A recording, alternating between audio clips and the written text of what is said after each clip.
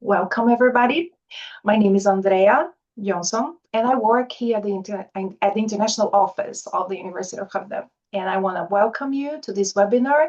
And this webinar is specific for the bachelor's programs in biomedicine, molecular biodesign, molecular bioinformatics, the three programs. So I have here my colleagues, and I would like them to introduce themselves. Hi, everyone. I am Sarah. I also work here at the University of Skövde at the International Office as an international coordinator. And I just want to welcome all of you to the webinar. And we also have the program coordinators here. So I'll send it over to John next. Hi everyone, welcome. My name is John Baxter and I'm the program coordinator for molecular biodesign. Hello, my name is Sarah Daly and I'm the program coordinator for the Biomedicine Bachelor program. Madalena. Hi, I'm Madalena and I'm a student on the School of Bioscience in Skövde. Yes, so welcome everybody. So let's, Sarah, do you want to give the agenda for today? Yes, of course. So this is today's agenda, and we're going to try to make this webinar as informative for you guys as we can so that you can make a well-informed decision when you're applying to our school.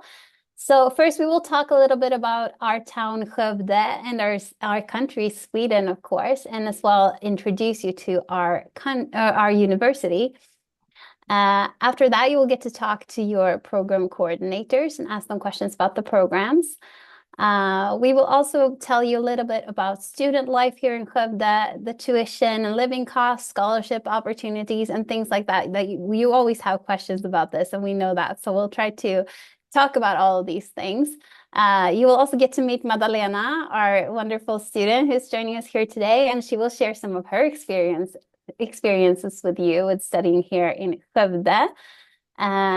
And finally, after you've heard all of this, of course, you'll want to apply to these programs, right? So we'll tell you all about how to apply and things to think about and stuff like that. And just for you to know, we'll have two Q&A sections during this webinar. We'll first have a Q&A sections with your program coordinators.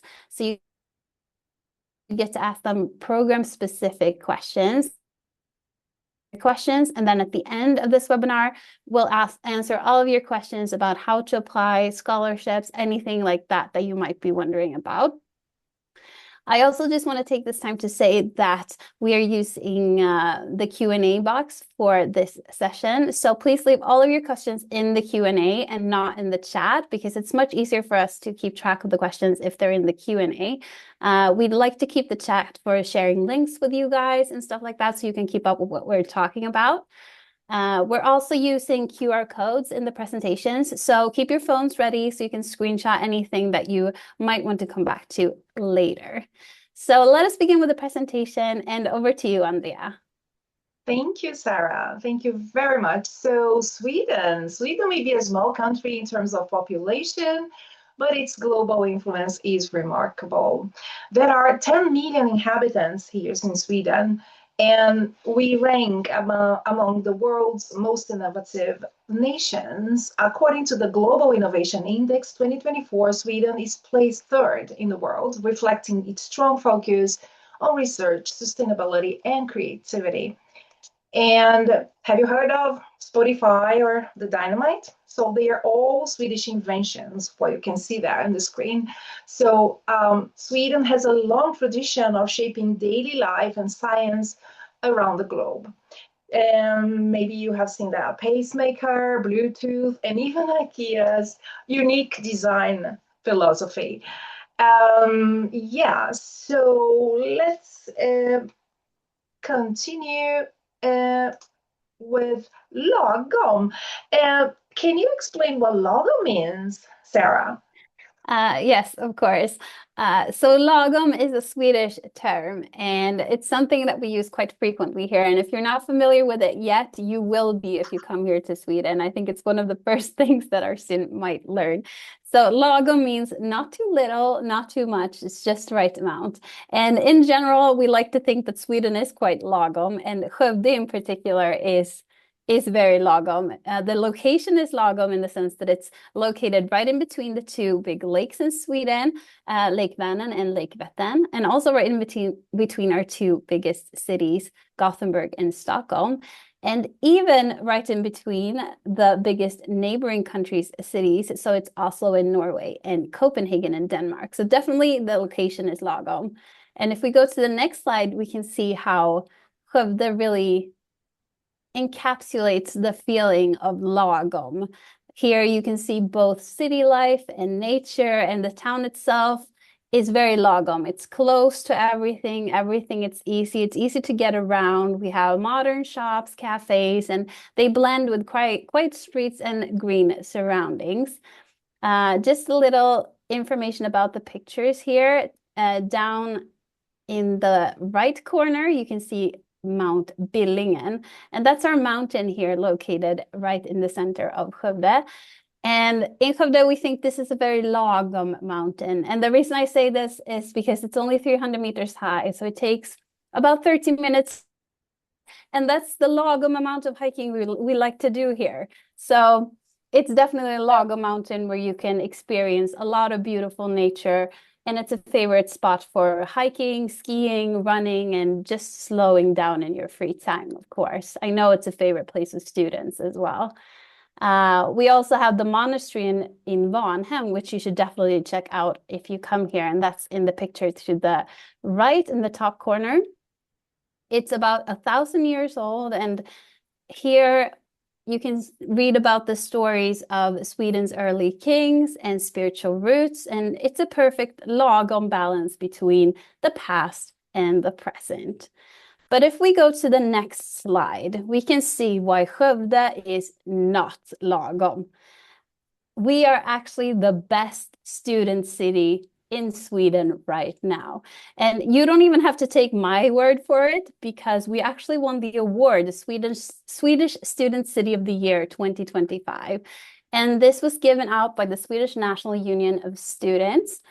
And it was given to us because we have a very warm welcoming of new students. We have a lot of contact between students and businesses and the public sector here in Skövde.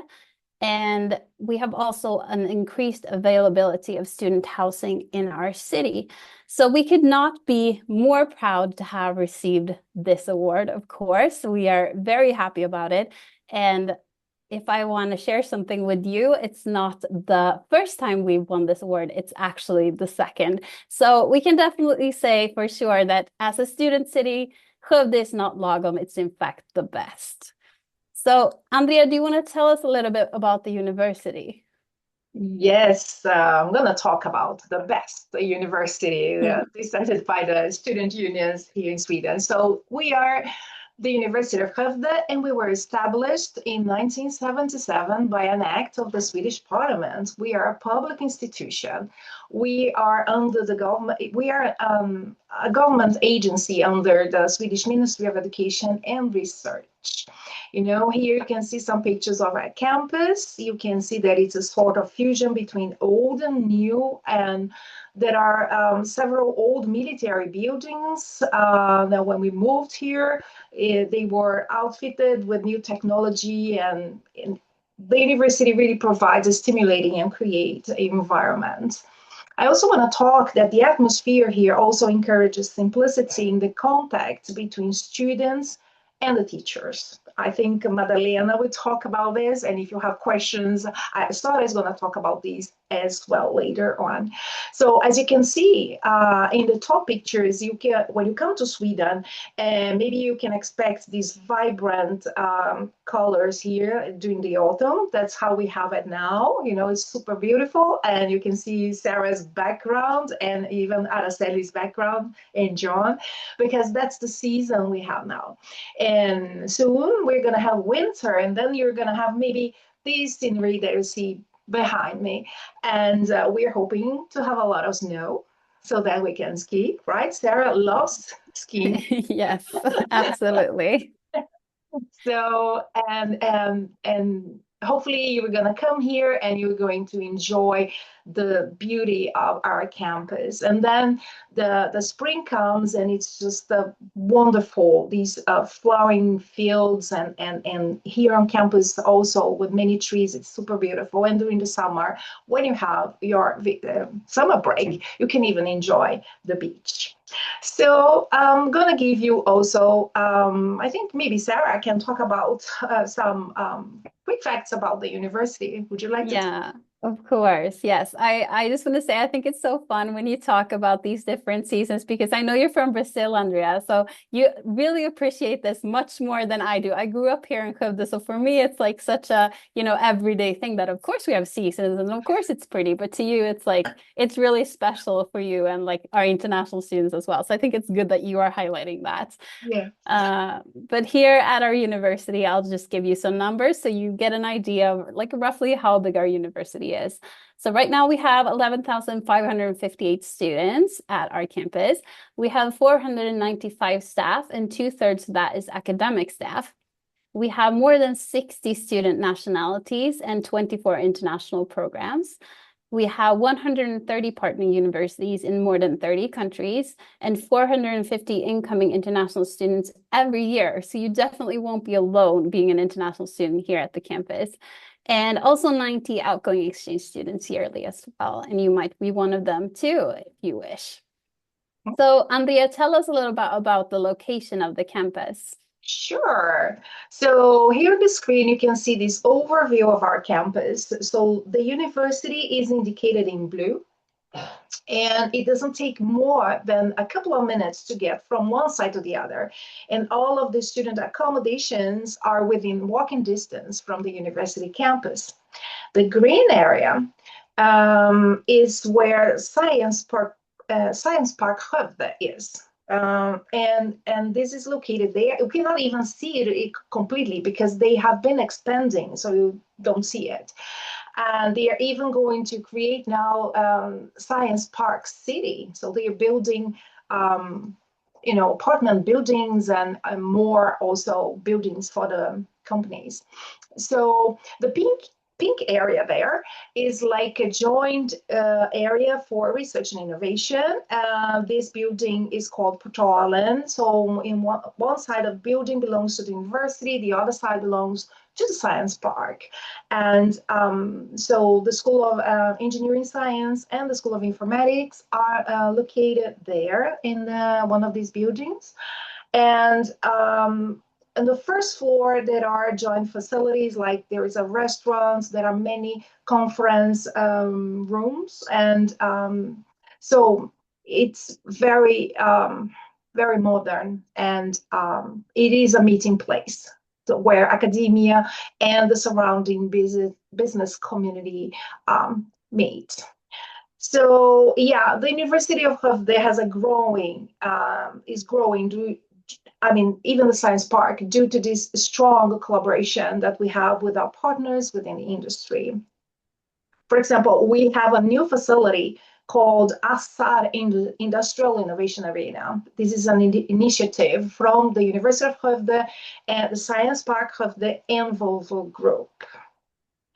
And the University of Skövde is one of the most specialized universities in Sweden. We have 5 schools, and there's the School of Bioscience, the School of Engineering Science, the School of Informatics, the School of Business, and the School of Health Science. So each school has a research area connected to it. So the research is conducted within 5 areas: informatics, systems biology, systems, virtual systems, health sciences, and enterprises for the future. We have today 3 programs here. So Araceli is the program coordinator for the Biomedicine Bachelor's program, and this is in the School of Health Science. And John Baxter, he is the program coordinator of Molecular Biodesign, and he's also a teacher for the Molecular Bioinformatics program. And these 2 programs are under the School of Bioscience. So we have 2 schools represented today here. And no, it's not the School of Bioinformatics. So meet the program directors then. So I'm going to stop sharing now, and I would like to ask, maybe let's start with Araceli for the biomedicine program. And if you have questions, please, about the program, about which kind of jobs you can have after you take the program, and you can please type them in the Q&A. Perfect. So welcome everybody. My name is Araceli and I'm the program coordinator for biomedicine. But probably all of you are wondering what is biomedicine. So I will start with that. Yes. And now it doesn't work. All right. Yes. Do you see yeah. Yes, health sciences. Okay. So biomedicine is the study of the healthy and diseased human biology.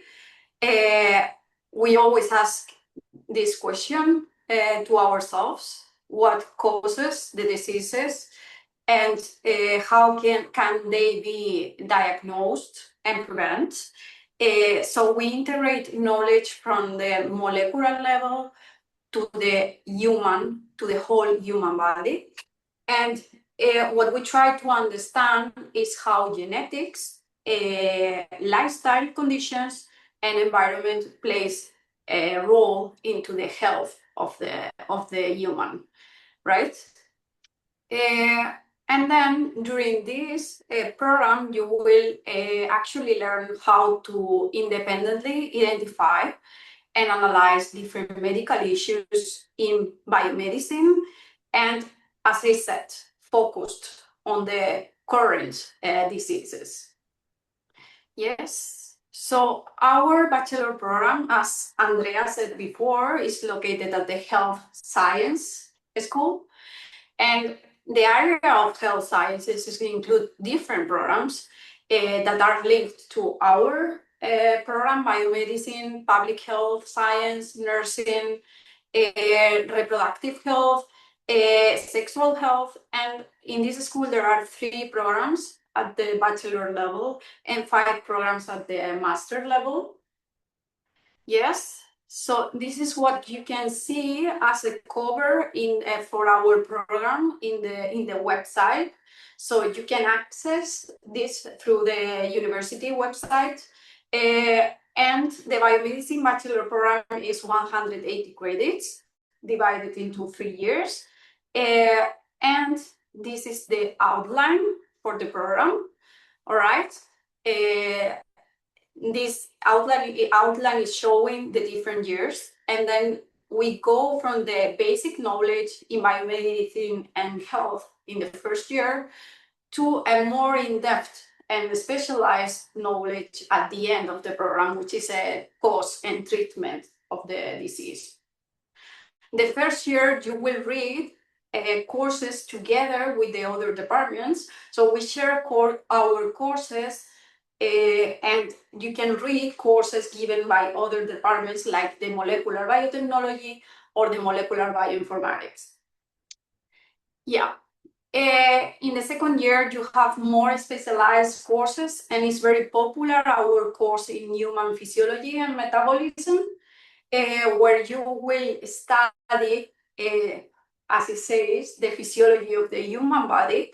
But this course is more active learning based, so the students will take the lead about learning how the human body functions. And then we have a really nice lab where we study the metabolism of glucose in our cells.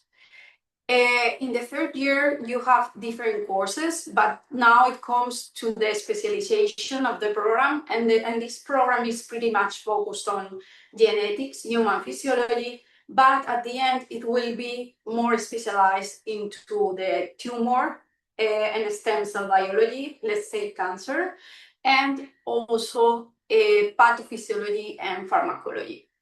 And then at the end of the program, you have the opportunity to do a thesis work. The thesis work can be either on place. We offer a thesis work on place, but you can also find your thesis anywhere in Sweden or anywhere in the world. Yeah. Let's talk about what is famous about our program. And one of the main topics, the main famous points is that we have different opportunities to study abroad. Our program has become very international, so most of our students travel somewhere to do their thesis and their different courses. And we had a special part of the program allocated, which is not mandatory, to travel abroad and to have the opportunity to do that without losing the points requirement, right? And that's in the second year, at the second part of the second year that you see here, where other courses like neurobiology, nutrition, and professional development are located. Yeah?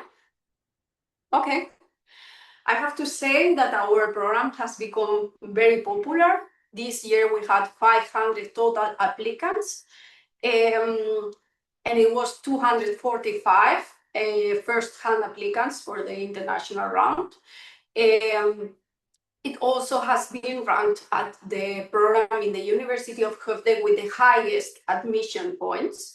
So I'm proud to say that it's one of the most popular programs. And what I'm showing now is the student evaluation from last year. This evaluation was done at the end of the year for first year students, second and third year students. And it was divided into different fields, as you can see. And the average score is ranked from 1 to 4. And most of the fields that we asked about were around 3.5, 3.2. Yeah, and one of the most appreciated points of our program was the possibilities of studying abroad and the internationalization of the program, as you can see. So these are some comments of the students highlighted in pink and blue. For example, one student said there were a lot of in-depth courses, more in-depth than I expect, which helped me narrow down what I wanted to do as a career, and it ended up being really, really fulfilling. Yeah, those evaluations are available for anyone to look at. So if you want to know more, you can just ask me. Yeah, let's go to the career opportunities. So a biomedical scientist is a generalist, and I say scientist because the main path is to become a scientist, is to become a researcher. That's the main path, all right? But you can also be in academia teaching, and you can also work in a pharmaceutical industry or different biotech companies, or why not start your own company? Yeah. And this is a table that I have prepared with the main career opportunities after doing the bachelor. Okay. And that's very important because usually biomedicine students are lost when they finish or when they start. They don't know where they can apply only after the bachelor. And then we have that most of our students without any further education choose or have worked as a research assistant or lab technician. Okay. And that's the work of assisting with experiments, maintain lab equipment, data collection, and so on. Then there are other pathways. Another one is to work in clinical diagnosis at the hospital labs. But for that, you need an extra education of 1 year to become what is called biomedicine analytic or biomedicine's analytiker in Sweden. Okay, that can be another pathway if you want to work at the hospital doing routine analysis. And then, of course, we always recommend, and our students normally go to a master, okay? And then after the master, there are much more opportunities. You can be, you can choose to do a PhD, okay?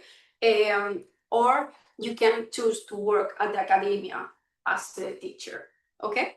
But if you have more questions, I'm free to answer you later on. Yes.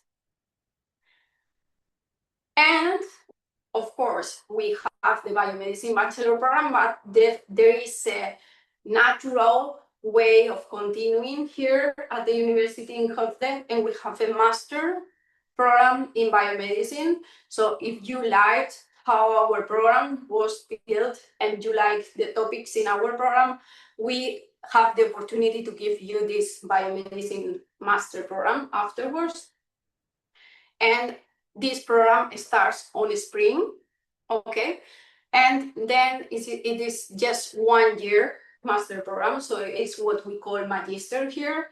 And then this 1 year master program will be more focused on genetics and also on biomedical tools and basic bioinformatics knowledge to do the different analysis that we require as scientists in our field. Yeah, so this is my contact information. For any questions regarding the study plan, how the program is built, and so on, you can always ask me. And then there is always the admission office taking care of the admission requirements. If you, for example, have some questions about, okay, what requirements do I need, how many points I need, and so on, they can answer you faster than I can do. And thank you so much for your attention. Yeah. Thank you, Araceli. Thank you so much for your presentation. It was, I hope everyone could have an idea what they can study and even future later on after they graduate from the program. Let's continue with John. I think there are some questions here, but we can take them later on. John, can you please, the floor is yours now. Yeah, thank you very much. Can you see my presentation? Yes. Yeah, in presentation style. Yes, okay, excellent. Yeah. Okay, thank you very much. Yes, so I will be covering molecular biodesign and also the bioinformatics, but first I will start with molecular biodesign. Here is my contact details here if you need them, but of course Andrea will no doubt share them at the end of the presentation as well, or in some kind of follow-up. So what is molecular biodesign? Molecular biodesign, to me, is, I think, a very fun process because it's a concept of understanding biology and then from that understanding, engineering something new, for example. So we understand what happens naturally inside a cell, a bacteria, a yeast, humans, and then think, okay, how can we change this so that we can then apply it to maybe a different situation or make something better? So it can be applied into industry, healthcare, or maybe conservation of the planet, for example. So the aim is to create new biological systems, new properties that can make the world a better place, improve healthcare systems, things like that. So in this quick example, we have like making environmentally friendly biofuels, targeted cancer therapies, or agricultural solutions. And those are completely different things. And that's what I think is also exciting about molecular biodesign is that it's so diverse. And if you have an interest in agriculture or healthcare with humans, then this program works for both of those people. An example of this, to put it into context, is in the 1950s, for example. Everyone, I assume, is aware of diabetes and the need for insulin. How they used to get insulin for people with diabetes is that they would grind up lots of pig pancreases from slaughterhouses and try and isolate just the insulin to then give to people with diabetes. And you can see the huge number of pig pancreases that are needed to just produce a tiny amount of insulin. And I think you'll agree here that doesn't look very efficient. So instead, This is where molecular biodesign comes in. The gene for producing insulin is easily added to a small biological DNA piece called a plasmid, and then we can insert those plasmids inside of E. coli, a simple bacteria that's really easy to grow. So we have a protein chain B and a protein chain A, and we put them into different E. coli, and then we keep them in these vats, these big vats here, and we're just growing lots and lots of E. coli. And then through processes of harvesting, we just harvest the protein of insulin, and then we have loads of it to use. And no pigs were harmed in the creation of this insulin here, and you can keep this going forever and ever and ever as long as you grow your bacteria, which are very easy to keep. And this is understanding how biology works. How does insulin work, for example? How does it work in the genome? And then making bacteria do the work for us and just harvesting the proteins from the bacteria, which is much more efficient. So it's processes like this, but it could be insulin, it could be glowing genes, for example, that make things glow in the dark, perhaps not as useful as insulin, but it could be other drugs as well, if we want to make other drugs, or making enzymes that make can maybe fix oil spills, for example. It can be anything else. If you're a student and you come to study molecular biodesign, it's a very broad field. As I said, you could be working with cancer therapies, or you could be working in agriculture in the future. And we've tried to have an education that's equally as broad. So you will learn about biological processes, biological organisms. What's the difference between a plant and a human, for example? It's easy to see, but what's happening in the genome? What's happening there? Maybe about growing different kinds of cells. There'll be quite a bit of lab work as well, and data analysis, as you can see from these graphs, and the connections maybe of genes. And it's all about understanding how does the biology work, and then how do your new systems work, or are they efficient in producing proteins that you're interested in. This is how the program looks. So it's a similar setup as Araceli was discussing. In year one, it's very much a foundation, so we're trying to bring everyone to the same level. And we share many courses with biomedicine, for example, but we have some differences as well.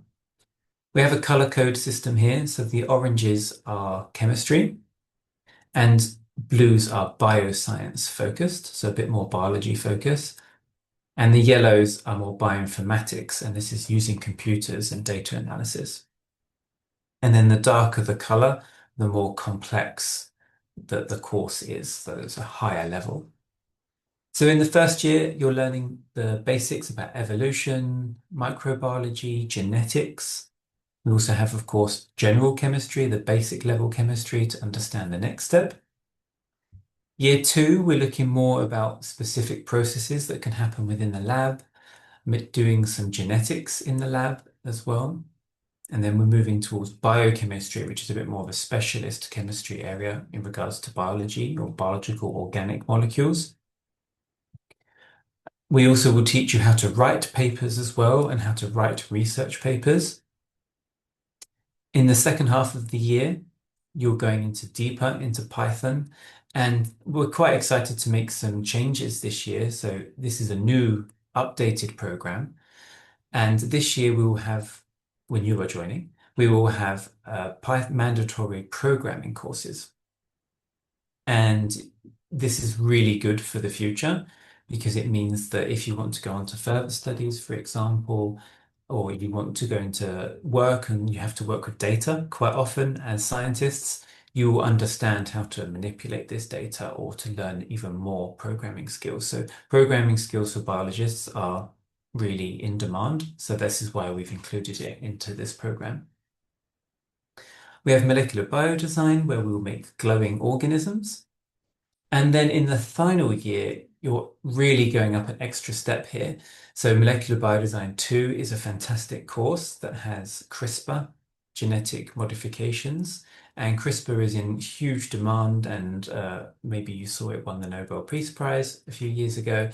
And this is something that our students really enjoy this course, because it's a big one, as you see. It takes a lot of time and it's a lot of time in the lab, but it's also really rewarding and fulfilling, and you're working with real higher-end science here. We're going to also have protein biochemistry, so you've got a lot of chemistry, but this is good for the future. And we also have a second eligible course section here. So these two eligible course sections, you have the choice of specializing. So maybe you're interested in infections, maybe more human science here, or maybe you're interested in conservation, or maybe you want to specialize even more in programming. Then you have the choice of choosing between your specializations. And then we have a second section here when, again, you can choose something maybe more ecology based or thinking about sustainable practices, or you can choose to advance your bioinformatics skills and your programming skills one level further with another Python course. Finally, your program finishes with a thesis project, and it's similar to what Araceli was saying, that the thesis project is a time when you have your own project and you will work with whoever you find really in an area of interest that you're interested in. So it can be at this university, but it could also be at Karolinska, it could be in Stockholm, it can be abroad in other countries. You can email companies and institutes to ask, could you take a thesis worker and work on whatever they are doing? So it's a really good opportunity to develop skills and be part of a project that you are really, really passionate about. And you can do that here or abroad. So just as an example of how broad this area can be, and you can choose your own path, I suppose, in that sense. There's some thesis workers from previous years. So we had a student investigating fertility of the human ova for IVF. We had students testing GMO plants. We had students looking at soil microbiome from nature reserves, looking at inflammation and cancer, and also looking at detection possibilities for, I'm going to struggle to say this, dermatophytosis. Oh, I did struggle to say that. But as you can see, it's very, very diverse, and that's super fun for me because you can go in areas that you think is interesting. Our students in the future, they also have diverse career goals. Some of them work for private companies such as Eurofins doing testing, AstraZeneca doing lots of research, drug development. Some work in uni labs, more clinical settings in hospitals, for example. Many of our students do this. And many of our students also go to do further studies or to work as researchers at Gothenburg, Karolinska, for example. Prerequisites, I think Andrea will talk a little bit about that later, so I'm going to skim over this here. Yes. And we also have the studying abroad also. So you're also welcome to study abroad and encouraged. It's a really fun opportunity. I know you might be studying abroad anyway, but you can study abroad for some parts, and I believe there is funding available, and it's again another opportunity to expand your network, expand your horizons, have an adventure. And we have some common partnerships that you can follow up with, but you can also find your own as well. So that was molecular biodesign. And now I'm going to discuss molecular bioinformatics instead. And I'm obviously not Sanya, but Sanya is the program leader, but she's not available at the moment. So bioinformatics is what I've previously discussed, but with more computer focus and data focused. So it can be looking at this, I believe, is golden rice, for example, to develop the genes, to plan where should the gene go, for example, what is the expected expression, how did it express that gene, what was the data saying. It can be investigating infections, for example. It can also be used for forensics purposes as well. It can also be looking into inflammation and the effect of drugs in different regions, and especially heavily focused in drug development as well. How does it affect the human being? what is the data saying from those persons' results. So bioinformatics can be anything that we said before in the molecular biodesign, but instead of having a bit of a lab focus, it's very much in the computer focus, in the data realm. If we're looking at the setup of the program, we have year 1, 2, 3 again. And you may notice some similarities. For example, we have cell biology in the first year, basic chemistry, genetics, because again, we're building this strong foundation in the first year. But you see that we have more computer-related things. So introduction to computer tools, for example. Python is now in year 1, for example. And we move on to expression with R, a different programming language, some mathematics. And in third year, we have more programming projects as well. So again, we're doing the same kind of research, but you're looking at the data side of things. And with the thesis work, again, you can do it here at the University of Skövde, or you can find projects abroad or within Sweden as well. The great advantage with bioinformatics is that you are using computers and you do not necessarily need to travel to a lab. So many of our students still work in their house, for example, or sorry, let me rephrase that. They still work from home, but their project might be in Gothenburg or it could be in Stockholm, but they work from home because it's just data. They just need a computer.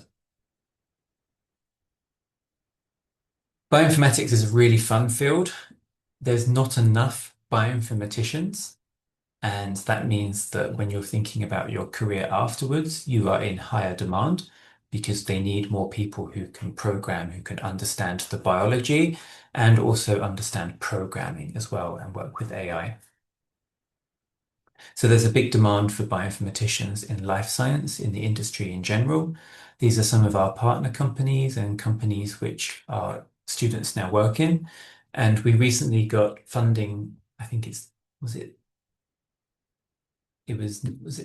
98 million Swedish crowns, I believe it was, for AI research and drug development.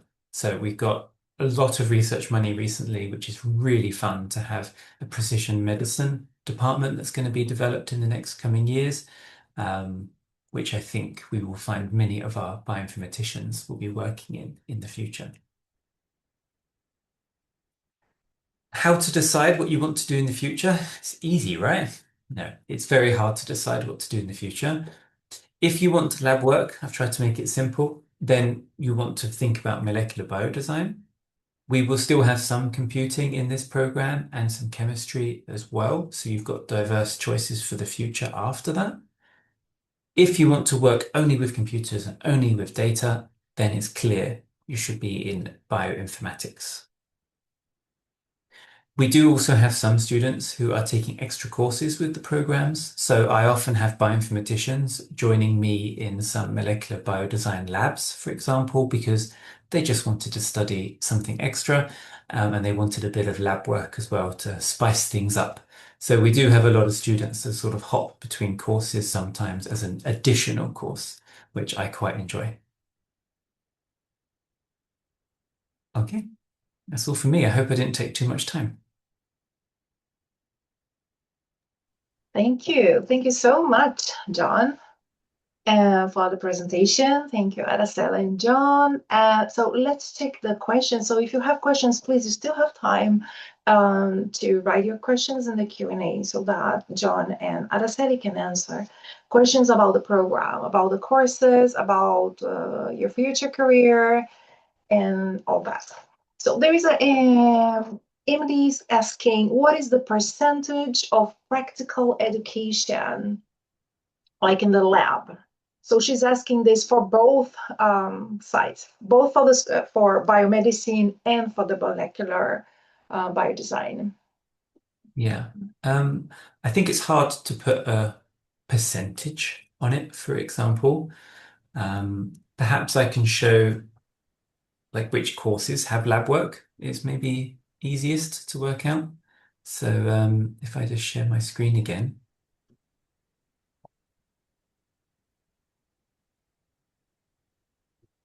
So here we have the courses for molecular biodesign.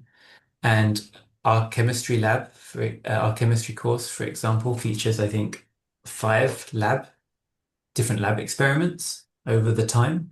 Cell biology has a lab which is a whole day lab. This has a whole day lab. This one's not a lab, but you are out in the field quite often. Microbiology has a lab. I think that's all the labs first year for me. And then in the second year, this, I believe, doesn't have a lab, but this one has a lab that maybe lasts over a week. This has multiple labs. Molecular biodesign has 2 weeks of lab, for example, and data analysis after that as well. Molecular biodesign is another 3 weeks in the lab. This will also be lab work as well. So I can't give you an exact percentage of how much during your whole studies you would have lab work, but I think you can understand there's a lot of lab work there. You will be very familiar with how a lab works and how many items of equipment work in the lab. I hope that answers some of your question. Thank you, John Araceli. and Araceli in the program. Yeah, I'm just trying to share my presentation now. Do you see it? Yeah. Yes. Yeah. So it's the same as John explained. It's very difficult to say the percentage. We have a good amount of lab work. The first year, we have labs, of course, in this course that is given by the molecular biodesign department. Then you will also have a lab in Introduction to Biomedicine. This lab is a short lab. It's a PCR polymerase amplification reaction lab. It takes around 2-3 days. Then you will also have lab into the immunology and infection biology course. The second year, the same. I believe that you have labs in the biochemistry, and then in the human physiology and metabolism is a more physiology lab, which is more towards understanding the effect of different diets in yourself. So you measure the different diets intervention on yourself and come to a conclusion. So it's not a wet lab with different techniques, but it's more about, measuring directly changes on yourself. And then we have the neurobiology and exercise physiology. Once again, is a physiology lab where you will get to do exercise and find out, okay, which proteins are increased or decreased in your body, how has your cognitive rates improved after the exercise. So yes, pretty much focus about the physiology. And then in the third year, we have more wet labs. For example, the tumor and stem cell biology is you perform a quantitative PCR on different tumor cell lines. Then in the pathophysiology and pharmacology, you also have a lab regarding cell proliferation of cancer. And then, of course, the thesis work. But most of our labs are shorter, so it's usually around from 2 to 3 days to 1 week most, okay? And it's more focused on physiology than in about method design and optimization, which is more, what John presented for his program. Yeah. I have a question about these. Sometimes the labs are very long, right? Sometimes the students, they need to arrive early in the morning at 8 o'clock, 9 o'clock, and stay there until 8 o'clock in the evening, the whole day, right? And I know that this is not every day, but sometimes it happens. I don't know if it's at bachelor's level or master's level, but we have seen that. Madalena has, sometimes it seems that she lives in the lab, right? I don't know. But this is how a researcher life looks like, right? Or a person working in the lab cannot select the schedule. Yes, true. live to perform an experiment. Experiments are quite low, of course, but it's very enjoyable, I think, to see the results and to be able to discuss them afterwards. Yeah. Mm. So Thank you so much, Araceli and John. And I don't know if the problem is here. I have a little bit of delay in the sound, but there is a question here that I think it's, I'm going to take this because before we continue to the others, which program has high competition to get into?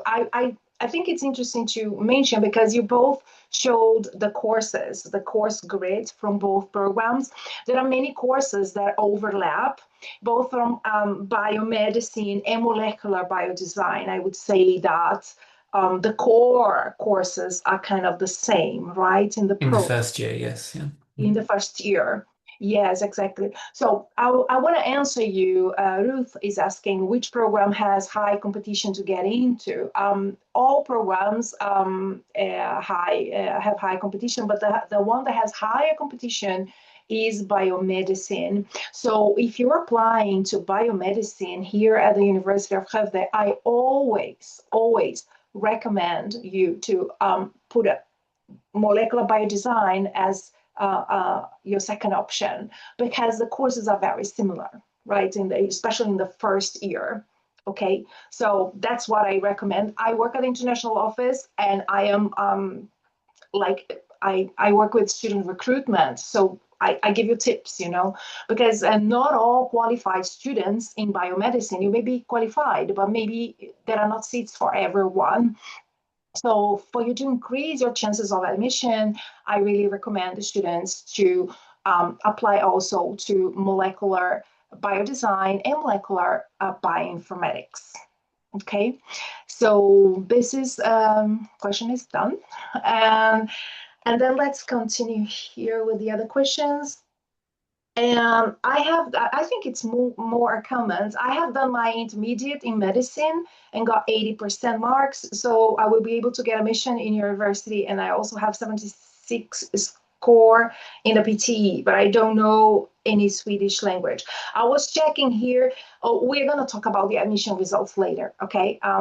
There are specific web pages with information for the country that you have studied your high school studies, okay? And I'm going to talk about this later on during this webinar. It's almost in the end of the webinar. I'm going to talk, but we're recording it and we're going to send it to you later, the link. Maybe not today, definitely not, but maybe tomorrow, next week, we're going to send you the link to YouTube. So yeah, but she says that I don't know any Swedish language. No problem, because the programs we are talking about are fully in English, okay? And here in Sweden, it's something that you don't need to speak Swedish in order to succeed here, to thrive. Of course, if you're going to get a job, it's always good that you know some Swedish, know some.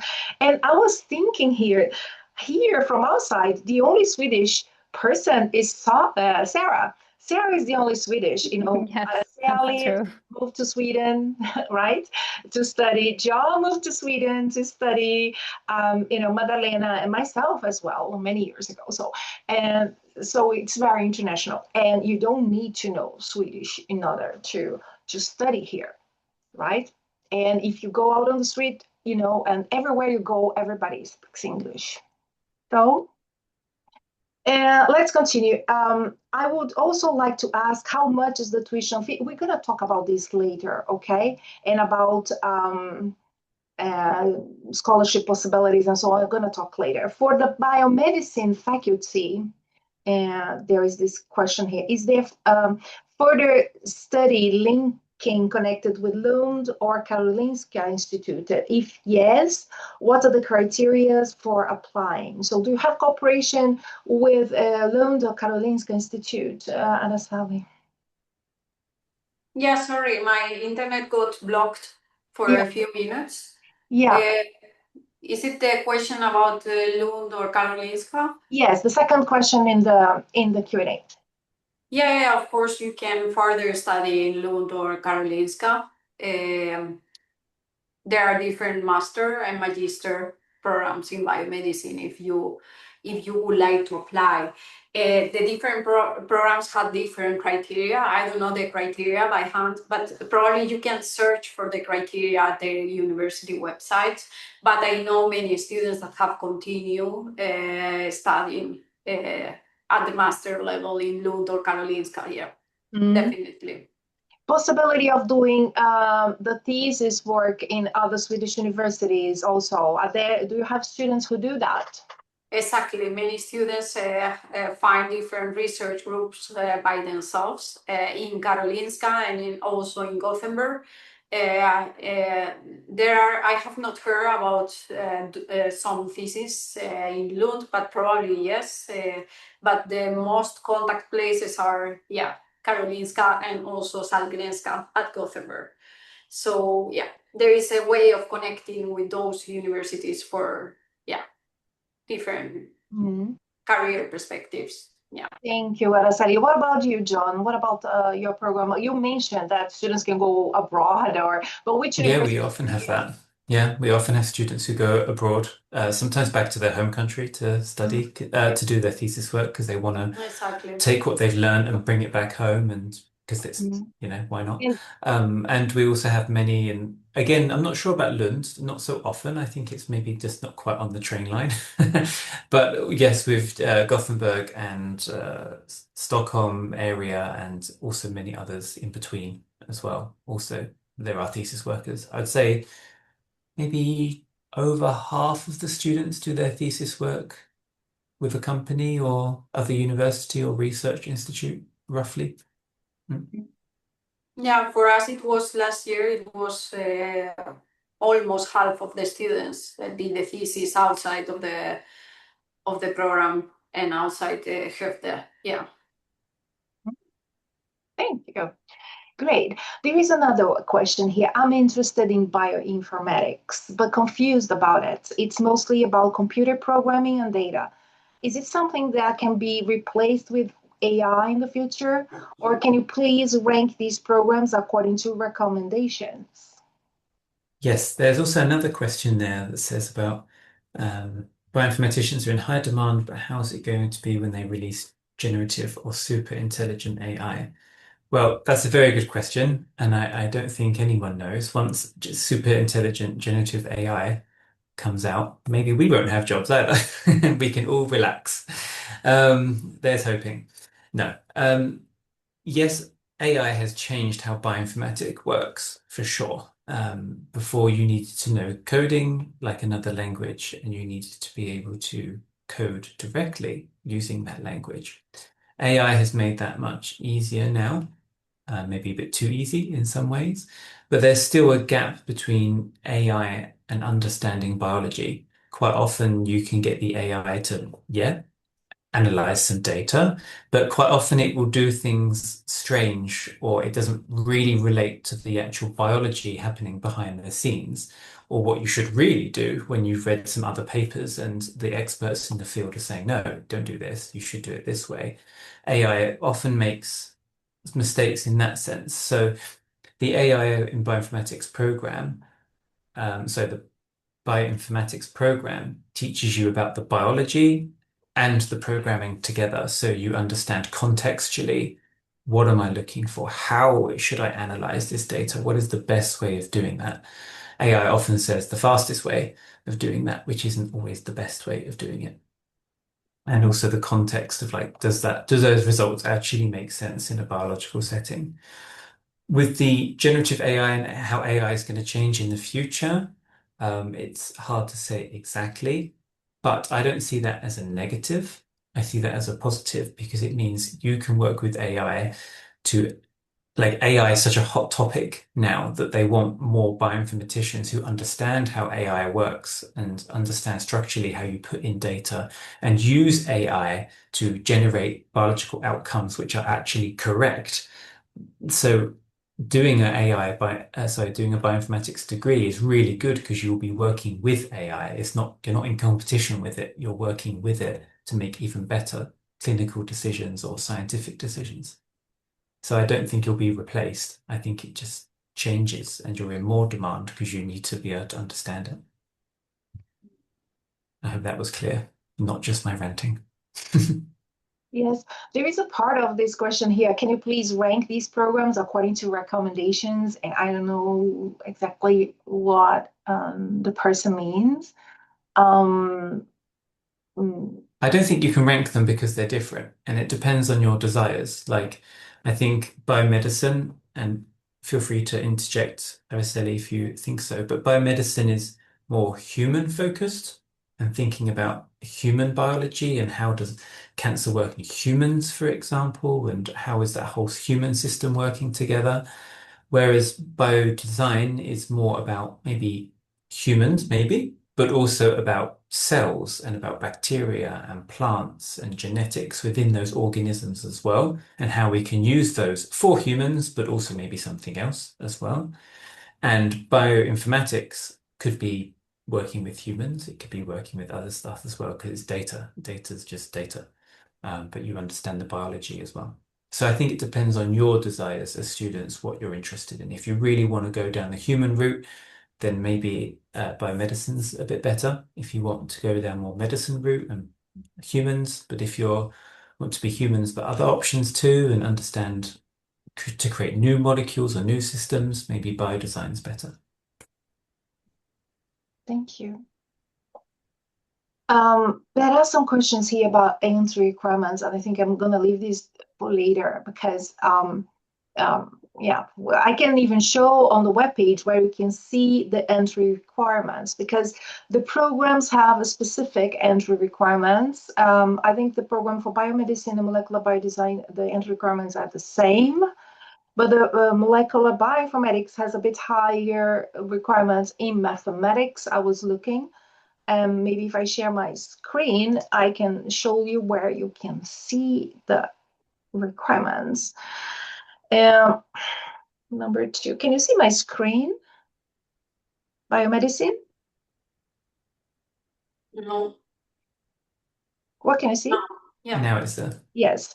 Okay, so here you can see here requirements and syllabus. I'm gonna make it bigger. I'm gonna close Ulrika here. She wants to chat with me. So there is this general entry requirements. This means that you have finished high school, okay? And then there are additional requirements, mathematics 2A or 2B or 2C, science studies 2, or biology and chemistry 1, depending, and English 6. And then there is this as well. So this, it's not the University of Skövde who's going to assess this, it's the Swedish Council for Higher Education. But they're going to assess depending on the specific studies from your home country. Okay, but then you see here mathematics 2A and 2B, and this is biomedicine.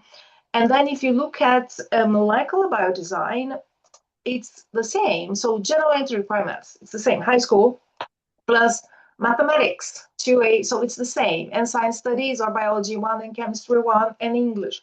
So it's exactly the same, the entry requirements for biomedicine and molecular biodesign.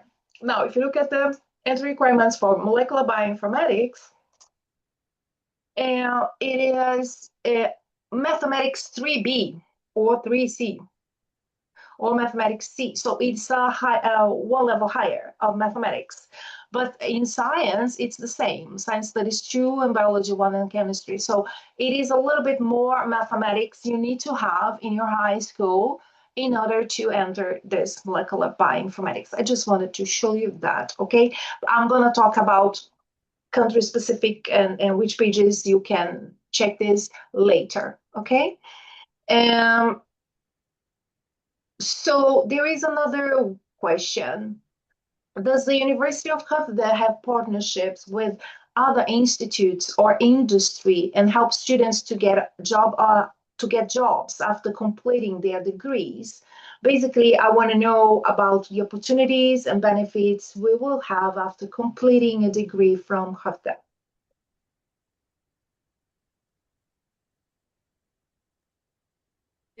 Yes. Okay, this is a very tricky question. We don't have actual partnerships or contracts with the industry to get our students working after doing the bachelor, but we have a big network I have to say. For example, via the possibility of studying abroad, we have, as John mentioned before, different partners which are very well known for being good research institutions in biomedicine, biotechnology, molecular biology, for example, or universities, for example, the King's College. We also have contacts with Maastricht University. We also have contacts with Max Planck. For example, one of our students did the internship in Max Planck and now is working there as a PhD. So we have to say that we don't have direct partnerships, but we have a great network, and most of our students find jobs mostly after doing a master degree, of course. Yeah. Do you want to add something, John? No, I think it's similar situation as well. We don't have a contract with AstraZeneca, for example, that says we'll hire 10 of your best students or anything like that. I don't think they have a contract with anyone like that at all. That's not a thing that it really exists. But we do have a good reputation for our students that go out into the world of work and they find work. I would say that it depends what you're interested in. Like if you're interested in research, you generally need a master's. That's not because you've chosen Skövde. That's just because that's how it works. You generally need a master's. When you complete your bachelor's, then most of the students who I know have got jobs after their bachelor's is in more clinical settings in hospitals, for example, doing more routine work, which is still a very good job. Then you are doing those kinds of jobs instead. But if you want to go into research, then you need to think about masters. But that's a requirement for all. Yeah, and as you say, John, sorry to interrupt you, Andrea. As you said, John, of course, we don't have any contracts. But what I meant is that maybe we don't have any, for example, established partnerships, for example, for thesis work with different companies, but we have a lot of researchers and supervisors that are connected to those industry or companies. So what I meant is that we have a big network and that everything is. Yes. No, thank you. Thank you so much. I think we have covered all questions. Okay, there's another question here. Can we switch programs if we wish to do so mid-course? This is a question, this is a question for the admissions office.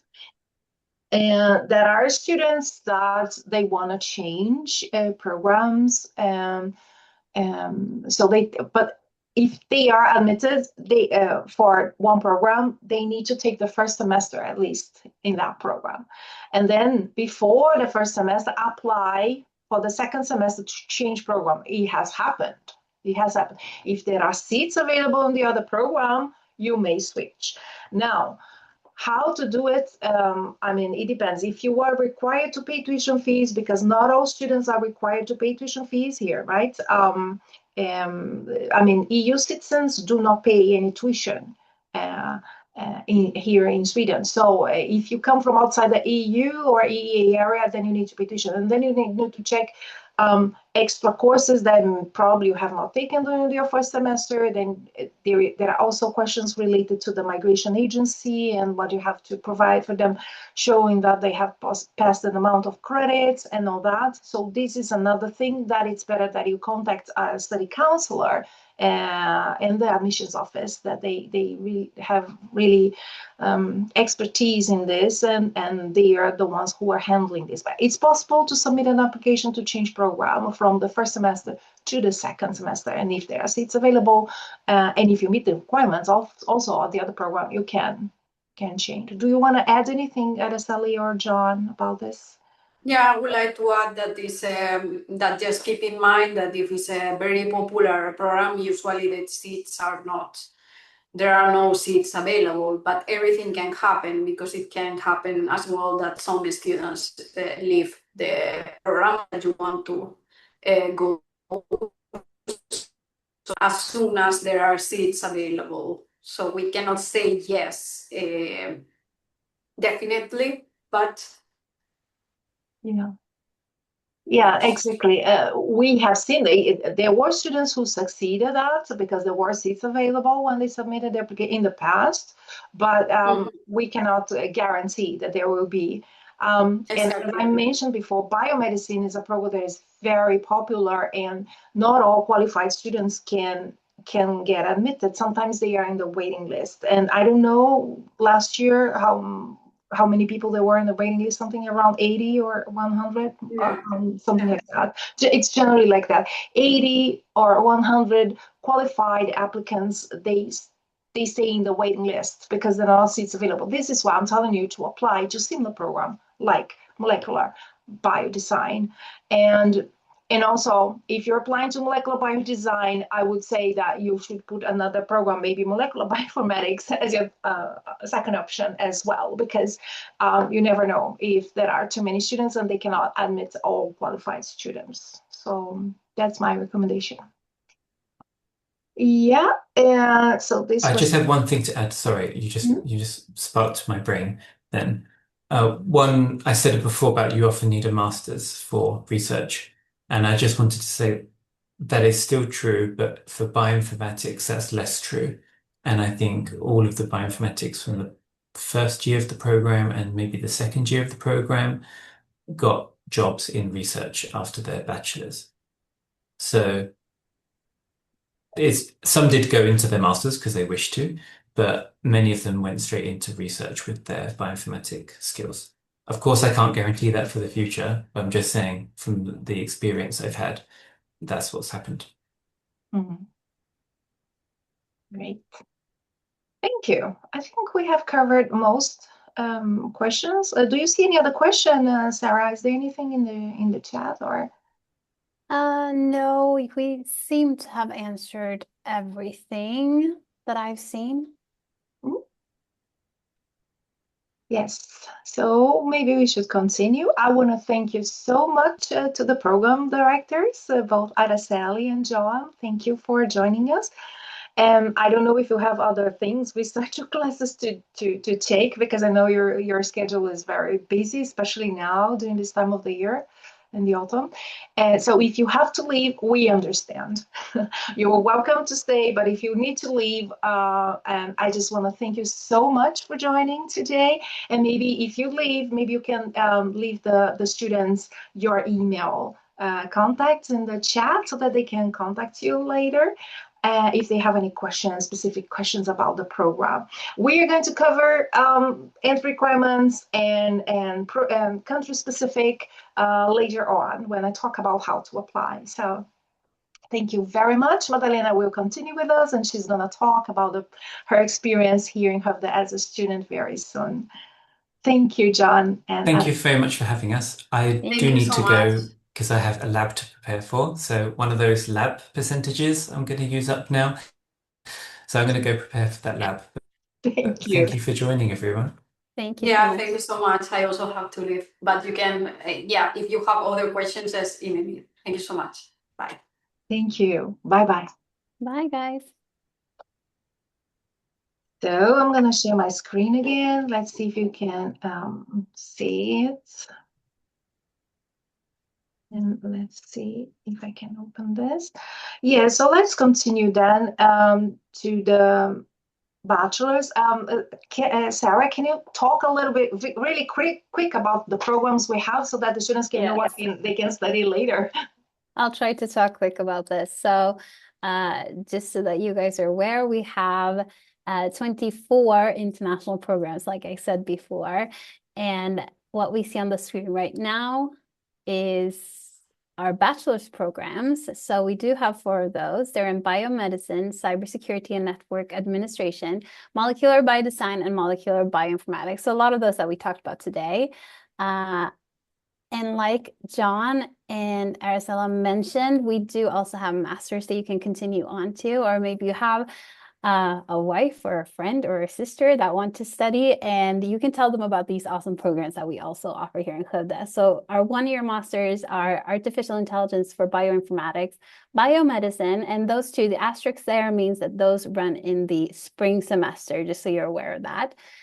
We have business development and marketing, cognitive neuroscience, data science, games aesthetics and innovation, infection biology, molecular biotechnology, that's always so hard to say, molecular ecology. And then for our 2-year masters, because we do have those as well, there are quite a few here. We have biomarkers in molecular medicine, computational methods in engineering, data science, game development, both player experience and serious games, infection biology, intelligent automation, molecular biotechnology, molecular ecology, privacy information and cybersecurity, as well as systems biology with a specialization in bioinformatics. So quite a few programs there to choose from. And if you heard something now that was interesting, you can find them in this QR code right here, because on our website, we list the syllabuses for everything and yeah, just general information. You can read about students that have studied these programs, that watch videos and all of that. So just head over to the website, but wait until this webinar is done, please. Thank you. Yeah, So do you want to talk about the industrial partners? of course, yes. So let me just find my notes for this. What happened? Something happened to my computer. I'm sorry. Yes. There we go. Okay. Maybe No. I can continue. We have many partners across several industries. So depending on the program, for instance, we collaborate with world-leading companies to drive innovations, sustainability, and digital transformation across sectors, such as automotive, where we work with Volvo and Scania. We have technology and electronics like ABB, Huawei, Microsoft. We have collaboration also with Sandvik, IKEA, and as Araceli and John mentioned, we have collaboration with AstraZeneca within life sciences and healthcare. In food and agriculture, we have the Swedish food brand Arla. We also have a cooperation with them. And so we have lots of partnerships that reflect all these close connections we have within the industry. And of course, we would like to brag about that we are the Volvo preferred research partner within virtual manufacturing. So our master students in engineering, many of the master students, they go and they can do their thesis at Volvo. Yes, and then the science park Skövde. I think the name is Science Park Skövde. I think we have to change that later. But this is next door to the university. There is the Science Park Skövde, and the university collaborates with them. It is a center of research and innovation that was established in 1999, and the aim was partially to create this interaction between the surrounding business community, the industry here around, and the academia, and with the university. So the other aim also of this science park is to help students who graduate, mostly within the IT field, to start their own companies, because there is a business incubator there, and now the science park there employs about 10 business developers, and they support the students throughout the process of opening their companies and all that. So, and the Science Park is continuously expanding. I showed you before, like an overview of campus, and, they are building other houses and buildings for new companies there. And you can scan the QR code and check the webpage for Science Park Skövde. And Sarah, do you want to talk about ASSAR? I think I'll start with Sweden Game Arena. Yeah. So Sweden Game Arena is a technology and research park that binds academy, business, and society together. And it's right here in Skövde. It's also the host of the largest conference within gaming in Sweden every single year. So that is very cool that it's right here in Skövde. Here you can find around 200 game developers and 500 game students. So it's really a hub of gaming. I talked to a student the other day and he was like, yeah, this is really the spot for gaming nerds. And I definitely agree with that. There's a lot of gaming going on here in Skövde, and it's very, very cool. These collaborations with the industry really makes our university very unique. And other than Sweden Game Arena, we also have ASAR, which you can maybe tell them about, Andrea. Yes, thank you. Yes, I was talking about outside. So this is another great example of collaboration that we have here in Skövde that is between academia and the industry. So it's called ASSA Industrial Innovation Arena, and it offers manufacturing and technology companies a world-class innovation environment. So this is like a showroom, like a meeting place where the different people, different stakeholders within the manufacturing and industry and technology, they meet and they find relevant contacts. So yeah, this is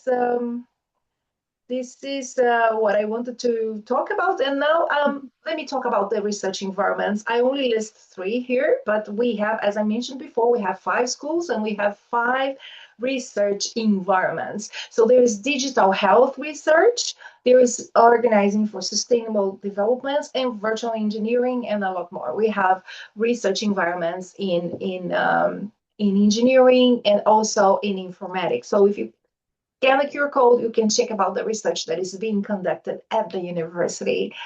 And let me talk about the free Swedish courses, because learning Swedish is one of the best ways to feel at home here in Sweden and to boost your career as well, because that's why we offer Swedish courses that are free, even if you have to pay tuition fees in Sweden. These extra courses, they are free, and it helps you to settle in, to make local friends, Swedish friends, and even to open more jobs opportunities after you graduate. So if you continue in academia at the university, you really pretty much don't need to speak Swedish. But if you're going to work in a lab at the hospital, or, they will require that you speak Swedish, with colleagues and maybe with patients. So you need Swedish. Swedish will be needed if you want to continue in the job market, so like in a hospital, but if you in a lab outside. But if you are here in academia at the university, you don't need that. But we want to offer this to the students. But don't worry, if you don't want to study, no problem. This is not mandatory. This is optional, but we strongly recommend our students to take these courses. So the first course is the Swedish Society and Swedish Culture. That is 3 credits. And this course starts during the introduction program. That is 1 week before your program starts. So your program starts in the end of August. So we ask the students to arrive like 1 week or 2 weeks before, like in the middle of August, so that they can participate in the introduction program and start taking this Swedish course and Swedish culture course. And it gives you an introduction, of course, by the name you can see, to the Swedish culture and society, and you're gonna learn useful words and phrases in Swedish. But pay attention, this course is only free of tuition fee if you take it during their first semester of studies. Now, we also have another course that is called Swedish for Foreign Students, Oral Proficiency and Listening Comprehension. This is 7.5 credit course where you're going to have basic communication in Swedish. You're going to learn basics in Swedish phonology plus pronunciation. And this course is free if you take during your second semester studies, okay? So the first one you take in August, from August to December, and the other one you take from January to June. Yes. And then after the completion of the course, you will be able to introduce yourself, to ask and respond to basic questions regarding jobs, studies, interests, and, restaurants. And you will really master the basics in Swedish phonology and pronunciation if you take these courses. But remember, they are optional. They are not mandatory. These are extra courses about the program, okay? Student life. Sarah, do you want to talk about the learning and teaching style here in Sweden that is very different than in other countries, right? Yes, exactly. So I'm sure that Madalena will mention a lot of the things that I'm going to go through here, so I don't want her to have to repeat herself. So I'm going to go through this quite quickly. But like Andrea said, the learning and teaching style here in Sweden is usually, to many international students, quite different from what you might be used to. a lot of this is because we focus on independent learning and independent thinking.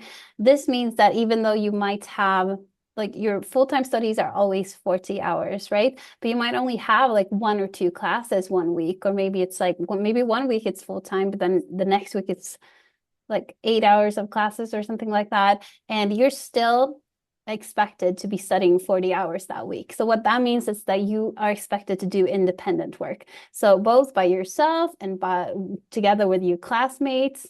And studying outside of the classroom, basically. We also have a very flat organization here at the school. So that means that teachers and students are going to be on first name basis with each other. So we call each other, I call Andrea, Andrea, Madalena is Madalena. We don't go by anything else than that. And that's not because we in this room are super close friends. That's just how we do it here in Sweden. So that might be good for you to know, because I know a lot of people find that to be a shock when they come here, but I think you get used to it quite quickly.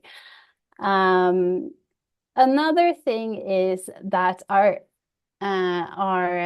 education is very student-centered. So what that means is, like I said earlier, we have 2/3 academic staff at our school, and that's quite a lot. And that means there's a lot of support for you guys when you come here. So the teachers really focus on developing you as humans, basically, developing your independent thinking skills, your group work skills, your problem-solving skills, and really preparing you for your future career. And I had a student yesterday, and he told me that the teachers here that they are more like my colleagues than my teachers. And I thought that was really telling of how what our community is really like. We also have a lot of international students here at our school, and we're very proud of that because our international campus is fantastic. And even our national students really appreciate the way that they find new cultural perspectives to things, and everyone gets to build their international networks while they're still students. And I think that's a great opportunity of studying at the University of Skövde. We also have great student support, Andrea, don't we? We do. We have the study and career counseling. They are here to help you before, during, and after your studies. Our colleagues do just great. So you feel free to contact our colleagues, the study and career counseling. They can discuss how we here at the university can help you. They are located on the 2nd floor of Building E. The international office is also located there. So that's where our office is. We can provide both general student counseling and career counseling for your future career. The discussions will help you to think more clearly and identify the available paths and opportunities in order for you to get where you want to be. And so all contact with the student counselors also is protected by a duty of confidentiality. So I'm not a student counselor, but my colleague there in the picture, she is, and there are other colleagues. So everything that you talk to them, it's like confidential. You can talk to them and they can help you. And they help you organize your studies. And they have even special offers and how you can plan your studies. They visit the classrooms, and they help the students with that. They also even help students. That's good, because yesterday we got a question also. If you already took some courses at university level, so in college, within the field, maybe you need to contact them, because first you apply for the program and then you get admitted. And once you get admitted, they can help you also even to submit an application to transfer the credits taken at previous university studies as well. For example, if you have already taken a few courses and so on, they can help you with that after you are admitted. And there is also a group of a couple of colleagues that they help students who study at the university with a disability. So if students who have dyslexia, ADHD, or any other form of disability, these things should not prevent the students to study at the University of Skövde. So we provide various kinds of targeted support and adaptations in order to make the studies easier. So then there is, if you need that to know more about this, so scan the QR code and check the information, because we help the students and even the teachers who are going to deal with these adaptations and all that. Yeah, Sarah, do you want to talk about our great library? Yes, maybe Madalena will mention this too. I don't know, because a lot of students find that the library is their favorite place on campus. And we really need to change out this picture, but because I don't think it does it justice at all. Because the university library is actually a really cool place. They have these exercise bikes that you can use when you're studying, which I thought that was really cool. I heard that the other day. There's also free access to books and articles, both in physical and digital form. And another student actually told me that if they don't have a book that you need, they usually will order it for you. So they're very helpful. There are a lot of group study rooms that you can use. And yeah, it's just in general a very good place for students. In the library, you also find the Study Support Center, and that's different from the Student Support Center that we just talked about. The Study Support Center is mainly there to help you with things related to academic writing, for instance, like study strategies, how to read your books properly to learn, because learning at the university is quite different from maybe learning in secondary school or upper secondary school. So you might have much more work to do here and thicker books, much more reading to do, so they can really help you out and give you great techniques for studying. Also help you out with your language and language style, structure of your texts, and referencing and citation, which is also really great. We also have extracurricular activities here in Skövde, right, Andrea? Yes, we do. We have the student union, and they have their own house at Bologna. It's a park, like a park within the city center. And they have their own house there. So here, I don't think I'm the right person to talk about this because we have Madalena here. Yeah. Madalena knows it all, but she's going to talk. So here at the university, there is the student union that represents the students, and the student union is run by the students, for the students, and works with issues that affect students at the university, academically, and all issues that have to do with the students. So the student union here at the university is a non-profit organization that is run democratically by its members and who study here. So everyone has the opportunity to become a member of the student union. And there is also another organization that is called ESN, that is called Erasmus Student Network, which Madalena is the vice president. And they are here to help international students and Swedish students to achieve a memorable time in Skövde. And they help the students to create events, trips, and everything that can help their lives to be better here. And Madalena is going to talk about this later. I think I shouldn't be talking about this line, so I'm going to ask Madalena to do it. So let's continue. We have here some testimonials from students we had in the past. So Teresa is one of our student ambassadors here from the School of Engineering. She's from Nigeria, and she said the best thing about the University of Skövde, it's a strong emphasis on practical learning and innovation. Elliot from France said, one of my best experiences has been working on hands-on projects with peers from different backgrounds.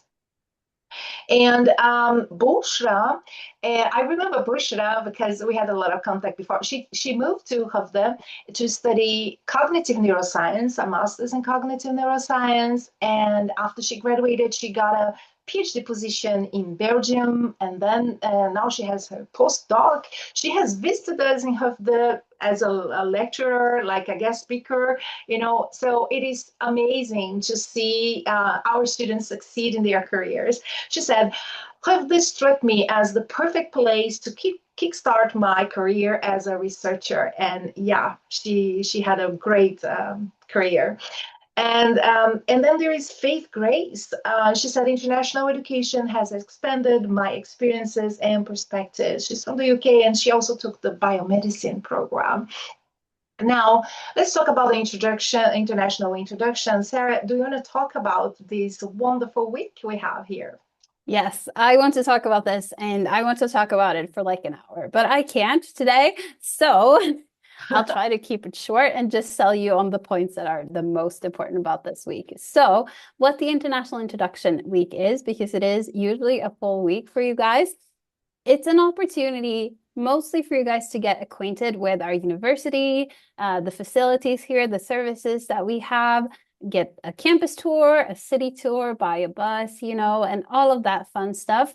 You get some opportunity to organize some loose ends that you might have and ask questions about courses, get your key cards and all of that. But most of all, I think this week is super special for the social program because you really get a chance to meet friends here.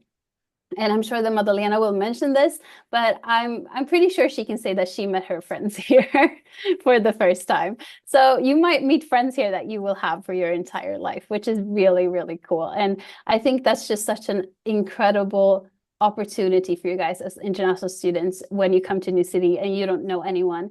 And you can just come to this week where everyone is new and everyone is here for the first time and everyone is so open and friendly, and you just get to make friends, which is really fun. So yeah, it's an amazing week. And you can find information about it in this QR code right here. But right now, that is dedicated to our spring semester students because they are going to experience this week ahead of you guys. So I'm already jealous of them, actually. But like John said earlier, we also have exchange possibilities for you guys, even though you are technically on an exchange from your country. This is a great possibility for you. And maybe Andrea want to talk about this for a little bit.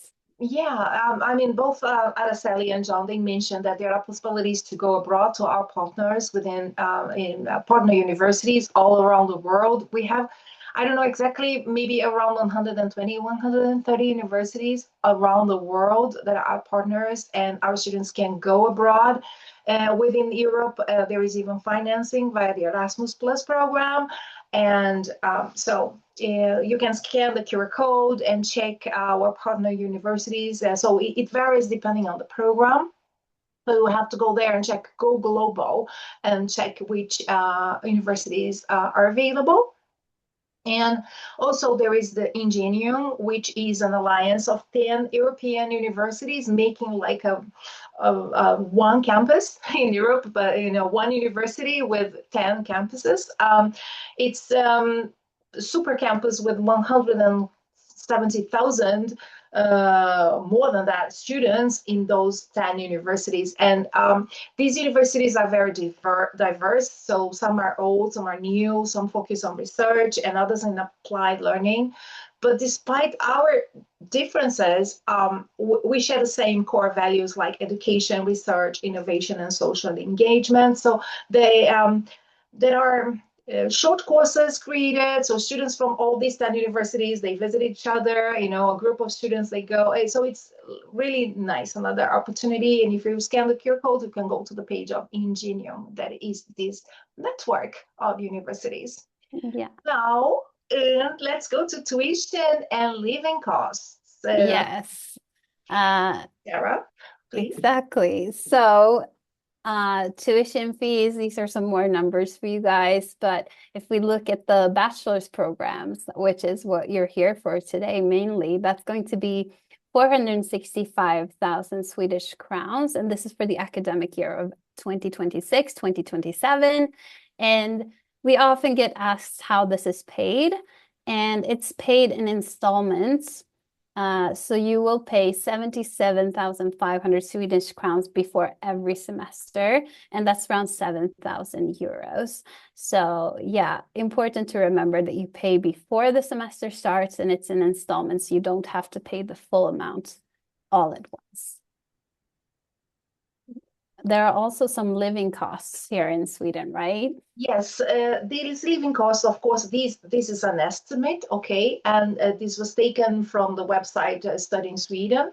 But according to the Swedish Migration Agency, the maintenance requirements for a residence permit for studies. So only, I would say, only non-EU citizens need to apply for a residence permit, but this is a requirement, 10,584 Swedish crowns. This is around 970 euros.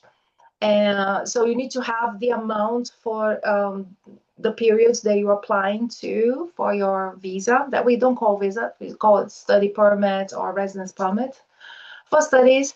But it's about like 1,000 euros per month that you're going to spend in living expenses, and this is for everybody. I mean, being European or non-European, Swedish or not, it's around that. Maybe Madalena can tell you about her budget and how much she spends per month here, but it's around that.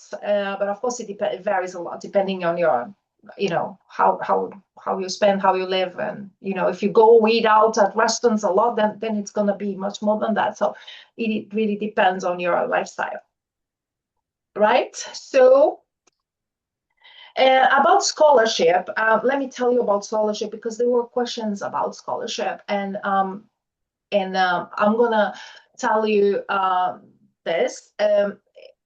The university does not offer scholarships for bachelor studies. However, we know that depending on the country, there are country funding in your home country to study abroad. We can, for example, in the United States, in Canada, in India, and there are even scholarships in India that they offer to students all over the world. So, I mean, check scholarship possibilities in your home country, okay? Because the University of Skövde does not offer scholarships for bachelors, just for master studies. And the Swedish Institute, there is another, they only have for masters as well. So please check scholarship possibilities in your home country. We have a page about scholarships on our website as well, where you can check. As soon as we know about a scholarship available in a country, we mention there. Yes, so let's talk about student housing. Sarah, would you like to talk about student accommodation? Yes, of course, because you guys want to know where to live, right? And that's a very common question that we get here as well, because where are you going to live in a new country? Well, the University of Skövde does not have guaranteed housing for all of our students, unfortunately. We wish that we did, but we don't. We do, however, have 4 accommodational areas with furnished rooms that you can apply for, and you can apply for these as soon as you receive your admission letter. The rent for these is going to be 365 to 460 euros, but it's important to note that no families or pets are allowed in these. If you are coming with families or pets, or you're not able to get student accommodation by the university, you can look at the largest landlord in Skövde instead. It's called Skövde Bostäder, and you can reach them through the QR code right here.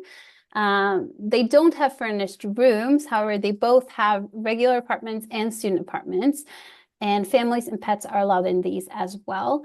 I got a great tip from a student the other day, and she said that because we've said here that you can put your name in the queue when you receive your admission, but she said that she put it in right now. Like basically when she went to this webinar, she put her name in the queue, because it's free to put your name in the queue, and then you guys aren't coming until like when? Almost a year from now. So you will have so many points when you are coming here. So it's a great idea to put your name in the queue, even if you're not actually going to come, because it's not going to hurt anybody that you're here, put your name in the queue. So I would do that now, basically. That's a very good piece of advice. Yeah. Yes, thank you. So scholarships we talked about, and now student success story. Madalena, the floor is yours now. Okay, I'm gonna share. Here it is. Okay, can you see it? Wait, I'm sharing it. Can you see it? Yes, you can see it. Okay. So, hello, my name is Madalena, and this is the topics that I'm talking today. So first, a bit about me. So I come from Lisbon, from Portugal. I'm 22 years old, and I arrived just a year from now, a year and 2 months. That's now in the beginning of November. Um, and I'm doing my master's, my second year of my master's program in infection biology with systems biology, which means that I'm about to start my thesis project. Um, and basically, I chose Sweden for a lot of reasons. Um, First, I'm going to talk first about why I chose Sweden and then first why I chose Skövde in Sweden. So in Sweden, Sweden I chose firstly because I wanted winter also. Like I have always had this love for Nordic countries and the lifestyle.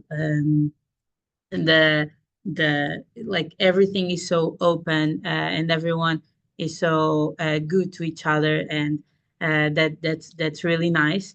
And then I chose Havda because I saw a lot of different programs to apply, and the one in Havda was the one that was making more sense towards what I wanted and to what I um, to idolized. So this is why I chose Sweden. So a bit about studying in Skövde. So studying in Skövde has been the most amazing experience in my life. It's been amazing. So as I don't know if it was Andrea or Sarah that were talking about the teachers and the fact that you call teachers by your name. Like John was here and John is my teacher and I call John by John and that amazes me every day. Like I'm still fascinated about that. And I do think that so when you call someone by Professor John, it already imposes some type of space between you and the person.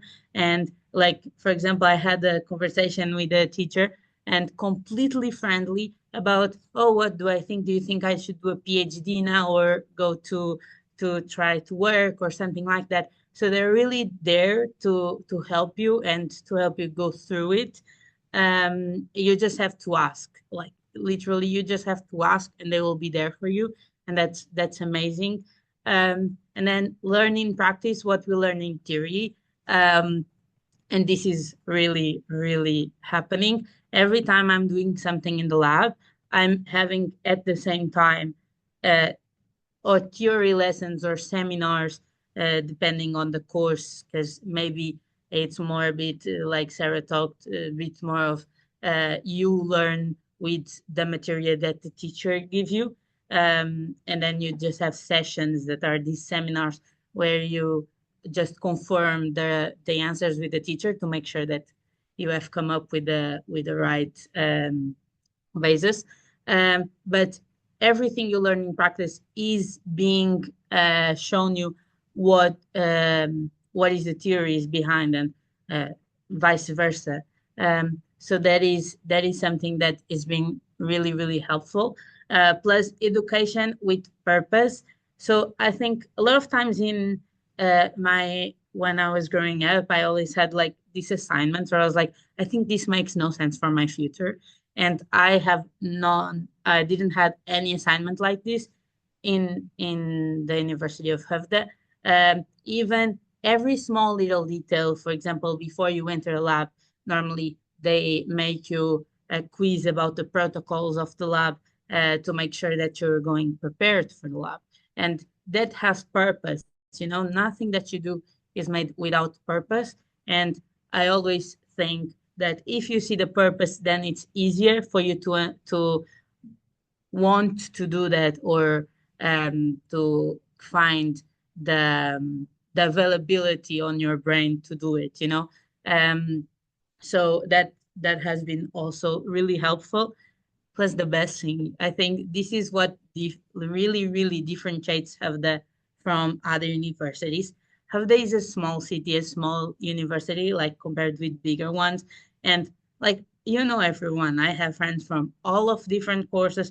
My course, like my classmates, I know all of my classmates by name, And that is something that's really helpful because sometimes you just want to like get this really, really small tip about this, and you can text them. Or, you know, a university that it's, as Andrea and Sarah told you about the University Sports Center and everything, a university that is there to help a student, it's something that it's really, really great. Plus, like the university, like the installations, they help you really focus.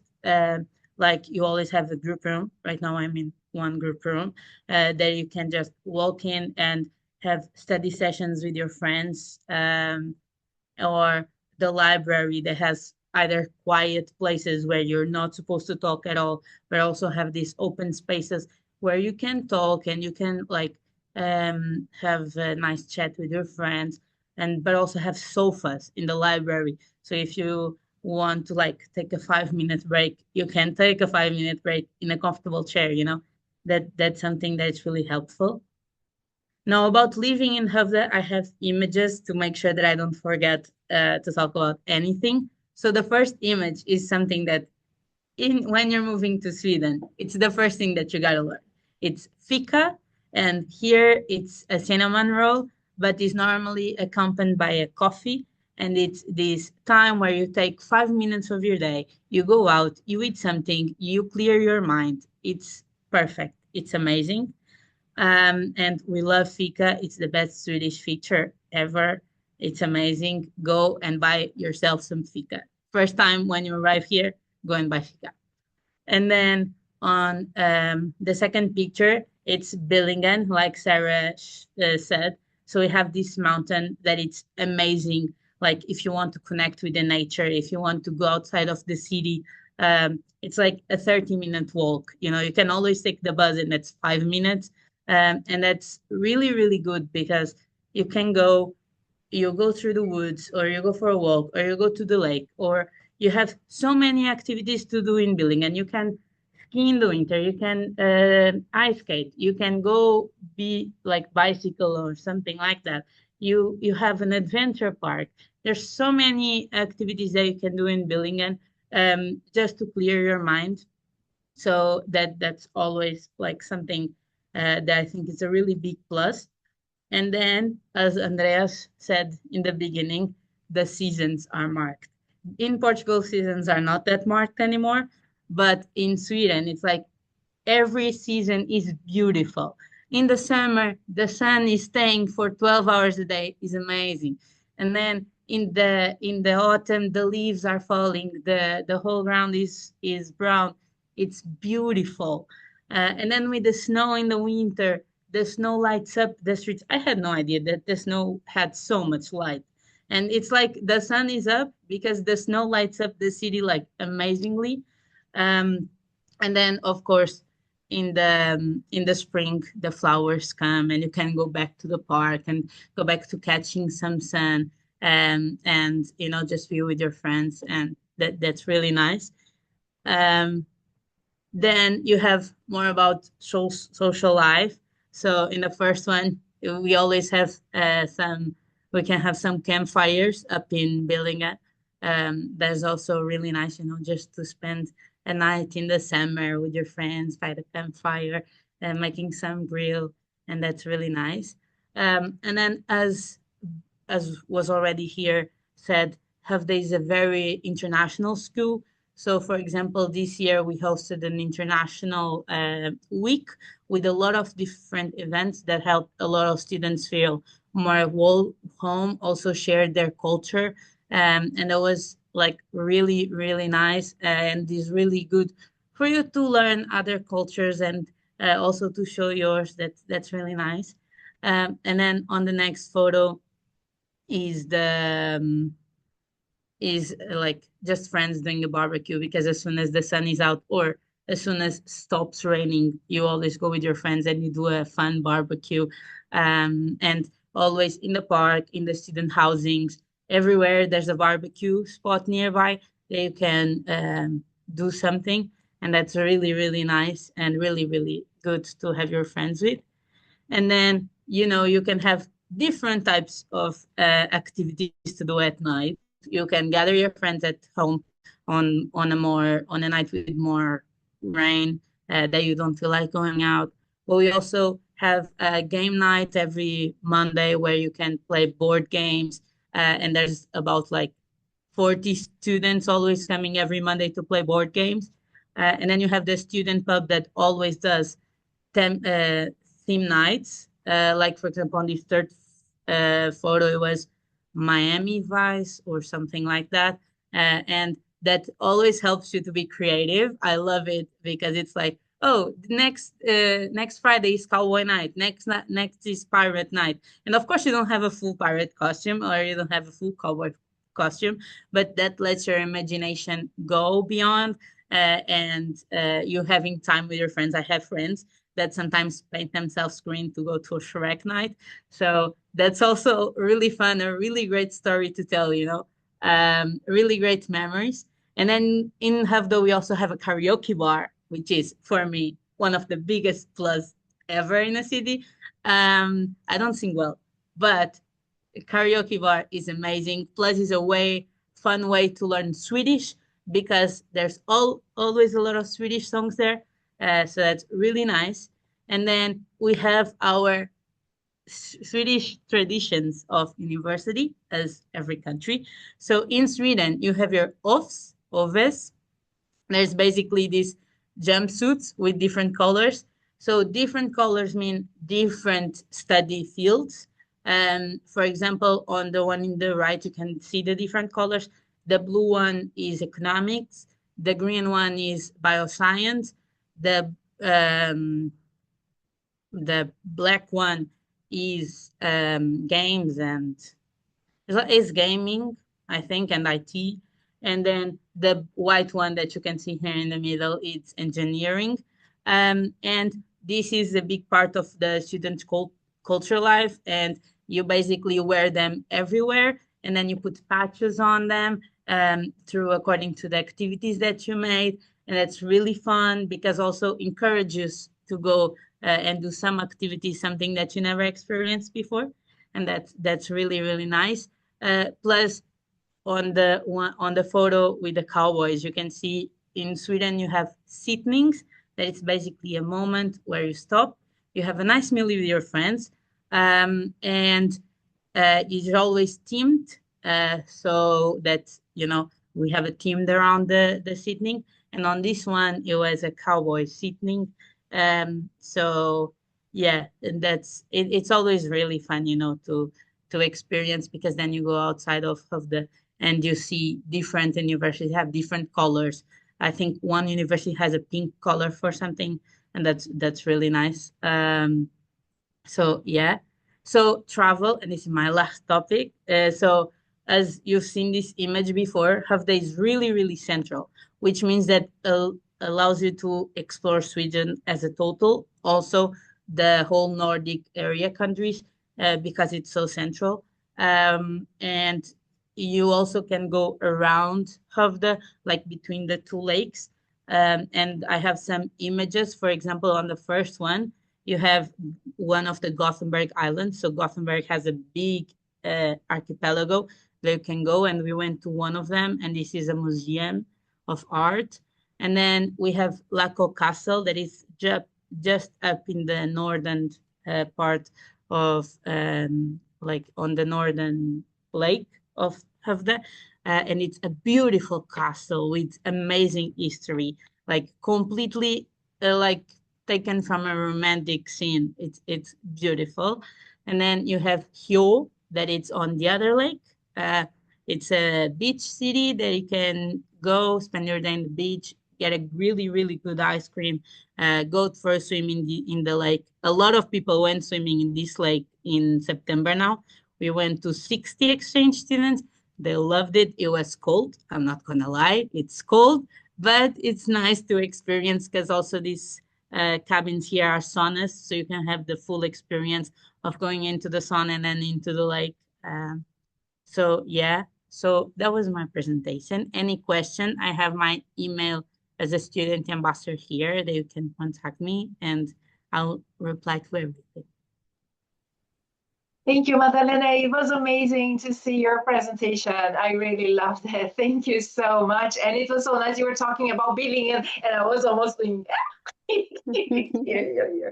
Yeah, it's super close. And during the winter, also, you can go downhill skiing, and it's amazing that you can go for barbecues during the summer. You can swim in the lake. There are different lakes there, 2 or 3 lakes up there, right? In the summer, and it's so and you can even go ice skating there in the lake, right?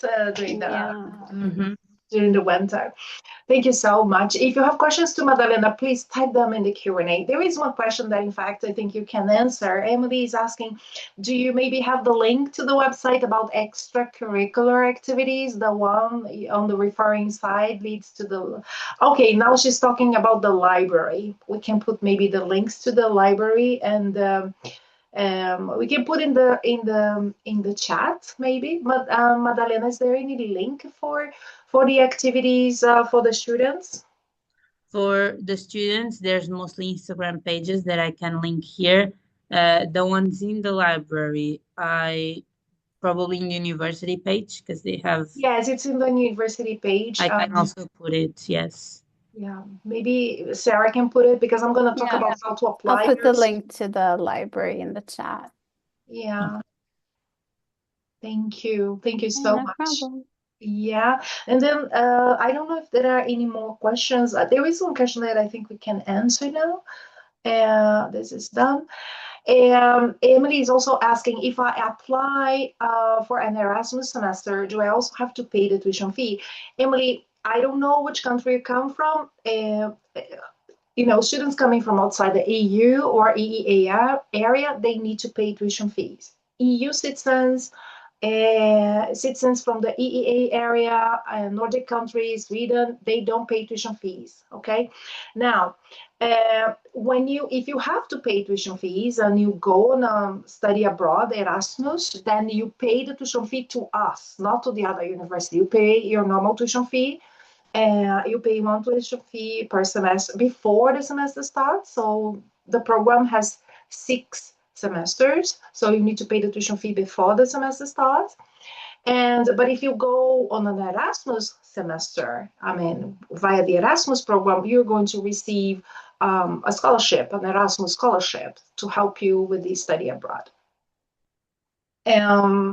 Yes. And then she is also asking the extracurricular activities. And then I think in your Instagram, right, Madalena? Can you leave because I will advertise on the Instagram page of ESN, right? I will link both ESN and the Student Union, and on both of them you can see. Yeah. Emily is saying that she's from Germany, and then you don't need to pay tuition fees here at all. Yeah. Yeah, so fine. And then thank you very much for the good questions. And there are also many questions here related to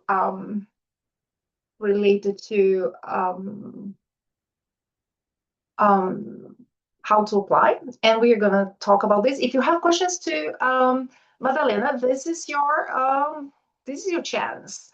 Madalena is going to continue here with us, but if you don't have any questions right now, I'm going to start sharing the presentation.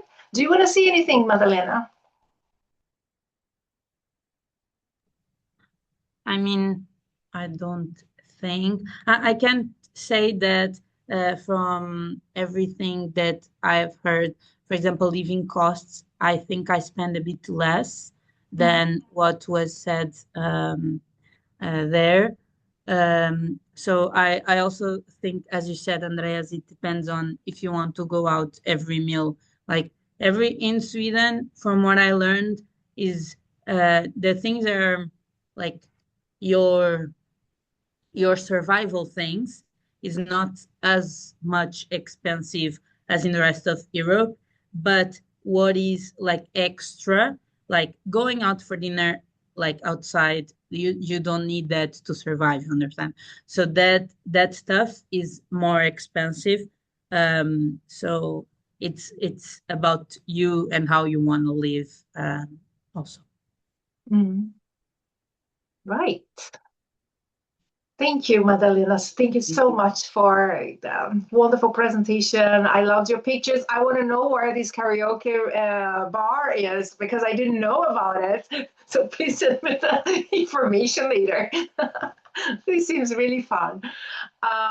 Yeah, so let me continue here. I'm going to share the presentations. So this is, I think it's this one. And let's go to how to apply now. So the application procedure. All applications are made via universityadmissions.sc. This is the website of the Swedish Council for Higher Education. So the University of Skövde does not accept any applications or any documents to us. Everything must be made via these websites. So you have to create a profile there and make the application and then submit the documents according to the rules that they mentioned there. So everything is by them.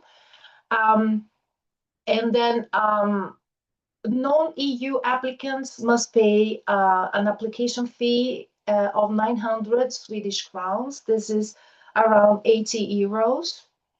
And we're talking about the first admission round. This is for, I mean, this is way before the Swedish students apply. So the application opens in mid-October. It was on the 16th of October, and it will close on the 15th of January 2026. And then I'm going to show you the deadlines and all that. And let me change the slide. This is the deadlines for the autumn 2026, the first admission round. So it opened on the applications opened on the 16th of October. It's open now. And the deadline to apply online is on the 15th of January 2026. The application is made online via the website, University Admissions. Oh, by the way, if you have applied previously, and don't create another profile, use always the same profile you have there, okay? Don't create duplicate profiles with different emails or no. Use the same. So you can apply it until the 15th of January, and then you have until the 2nd of February to pay the application fee if you are a non-EU citizen. If you are an EU EEA citizen, you have to document your citizenship via uploading your passport details and photo and all that, so that they can give you the fee exempt status. And then you have up to the 2nd of February to submit the supporting documentation. And I don't know if there are participants here who are attending this webinar who are in the last year of the Bachelor studies. I'm going to give you information because if you are in the last year of your, sorry, not Bachelor studies, I mean upper secondary studies, high school studies. If you're in the last year, okay, and you're going to graduate from school in June, I have information for you, okay? Because you see that maybe you don't have all the documents by the 2nd of February, and then I'm gonna give information for you as well. So if you are on time with everything, then you're going to receive your admission results on the 31st of March. This is the admission results for bachelor's studies. If you click here, if you go to University Admissions, then you can, I'm going to give you these dates and put this into the chat so that you can have it, okay?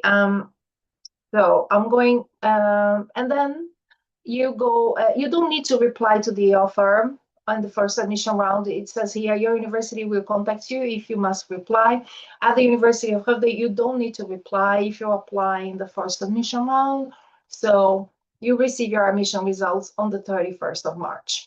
You cannot receive your admission results before that. It's only on that day. Now, which documents do you need to apply?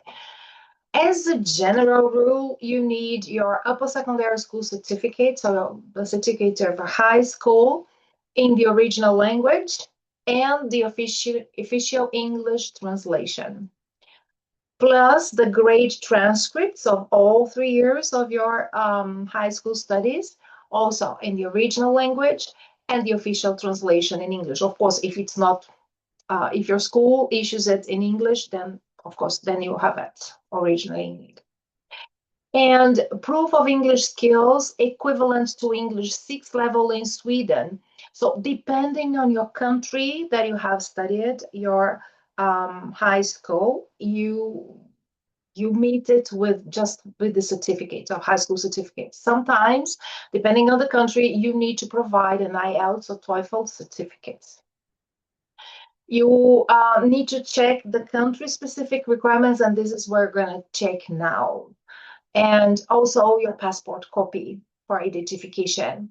So if you go here to this page, I'm going to give you this link. No, this is the link, provide application documents, and then you go to country instructions. And here you see all the countries listed. And this is what I'm going to leave you in the chat because you can check later on the country-specific information for the country that you have studied before, okay?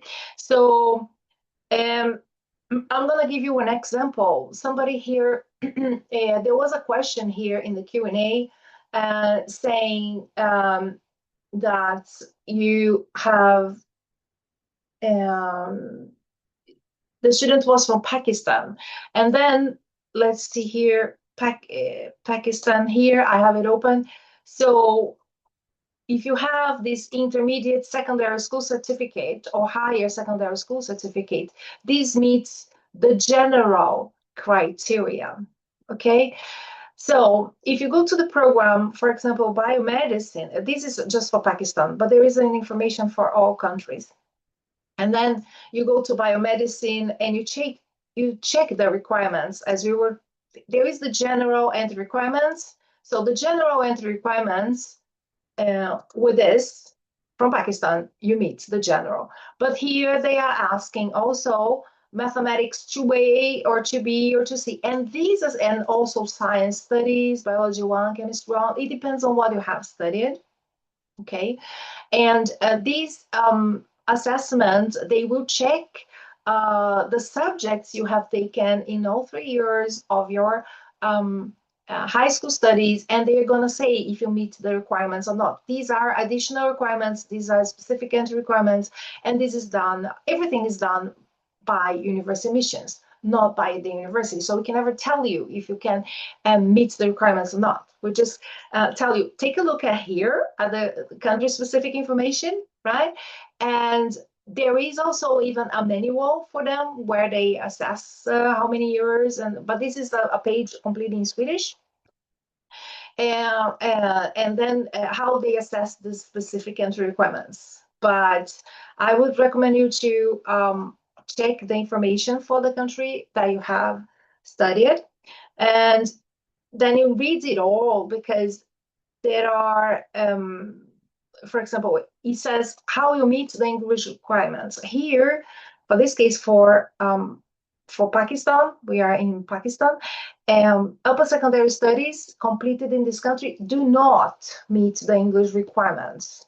Even if you studied English at your upper secondary school, it's not enough to give you eligibility in regard to English. Then you need to provide an IELTS or an English proficiency test, okay? I can show you the English proficiency test, but let's continue reading here.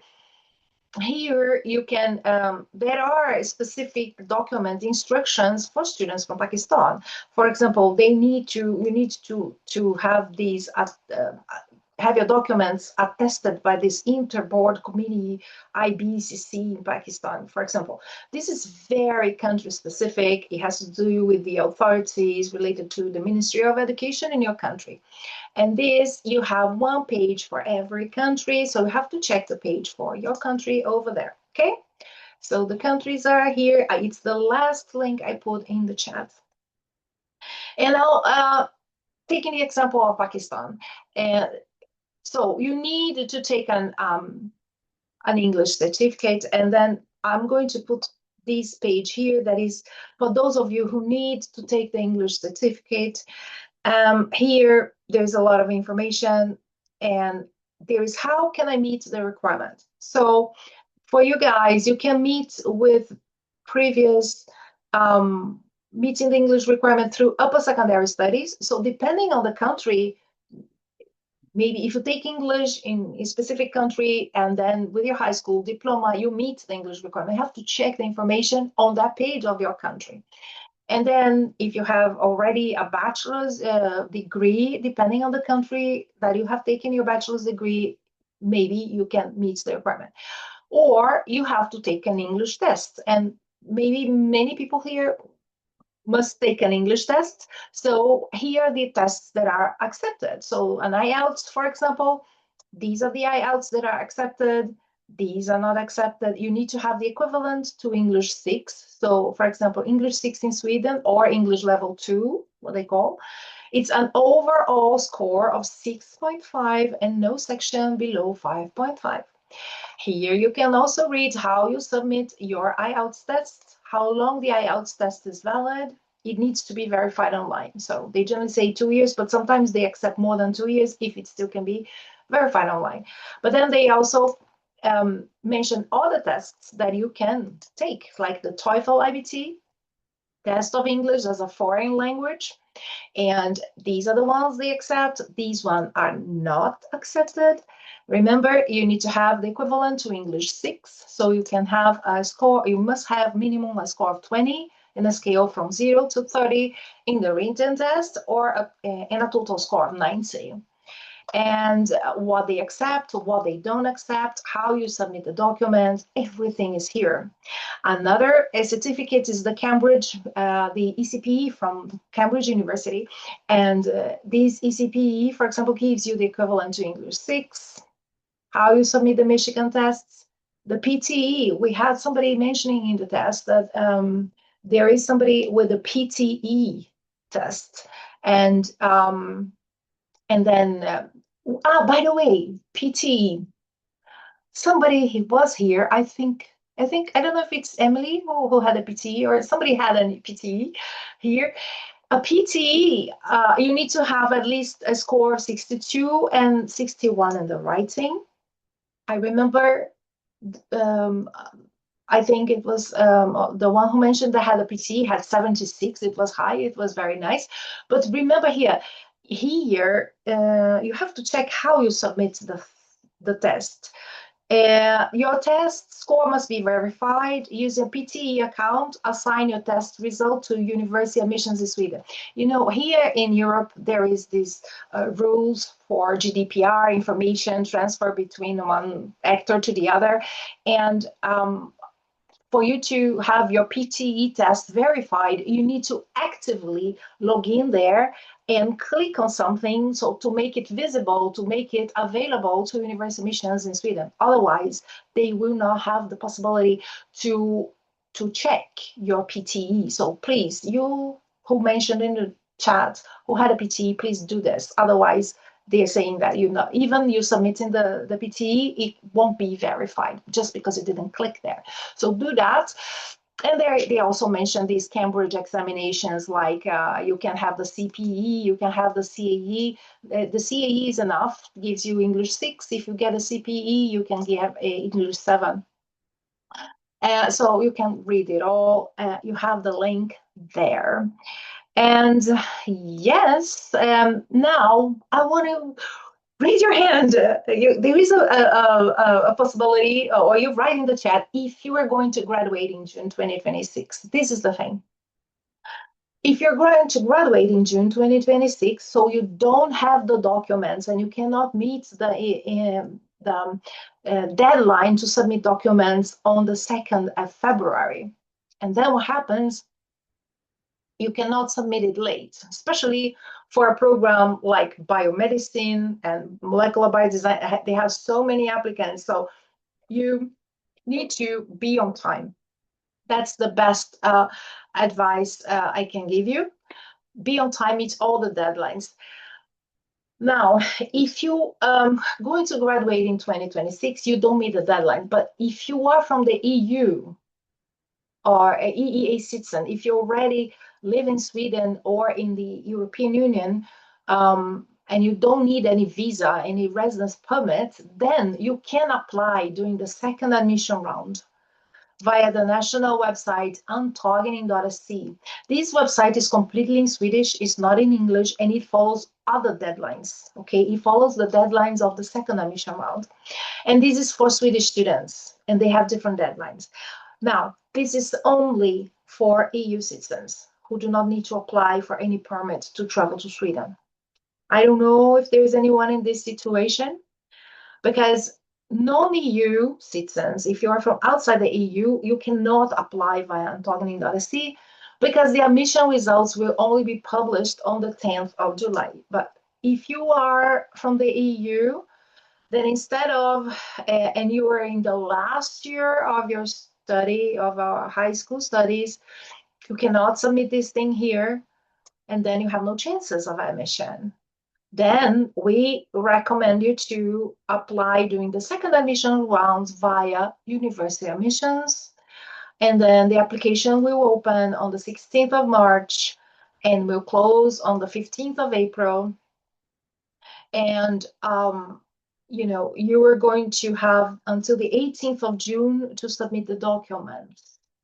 And then you get your admission results on the 10th of July. This is about 4 or 5 weeks before you have to be here. So this is, you get to know if you're admitted or not 1 month before. There is also information if you're taking the IB program. I think there was a question here about the AB program. Somebody is taking IB.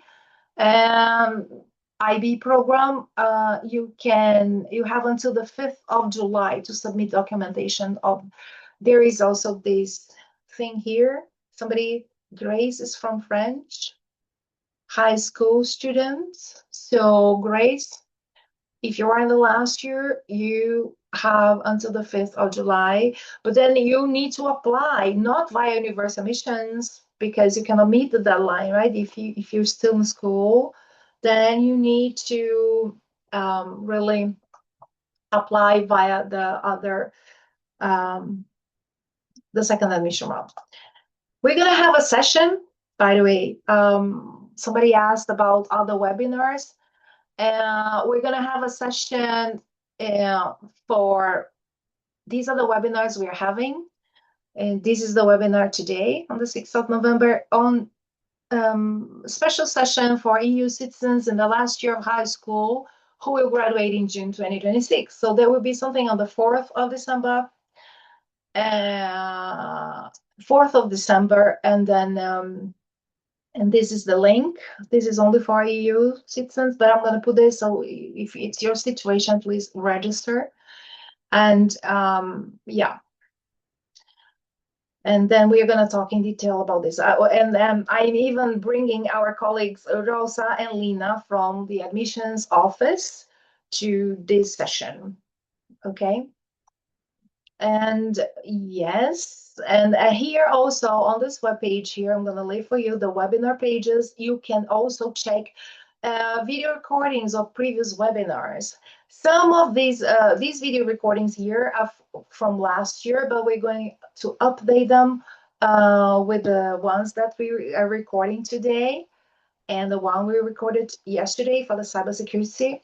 We're going to update them maybe next week or something. We're also going to send you an email with a link to this recording on YouTube.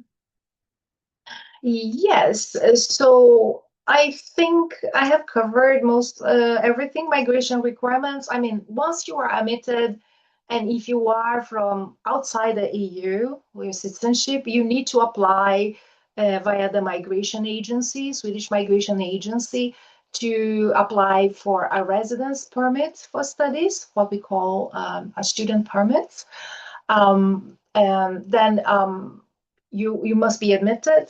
Our programs are full-time studies, so it meets the requirements, and they are campus-based. And you also need to prove that you have money in your bank account for the whole period that you are applying for. So if you're applying for this 3-year program, you cannot apply for the 3 years all at once. You apply for the 1 year or for 2 years, and then you can extend to the coming years, okay?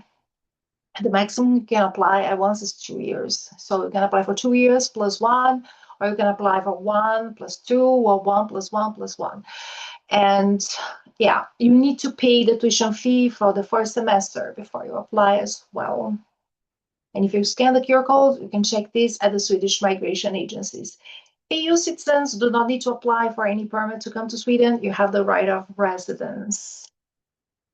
And after you graduate, the ones who come from outside the EU, you have the possibility to apply for a residence permit, to look for a job, to do internship, or open your own business here in Sweden. This period, for the period of 1 year.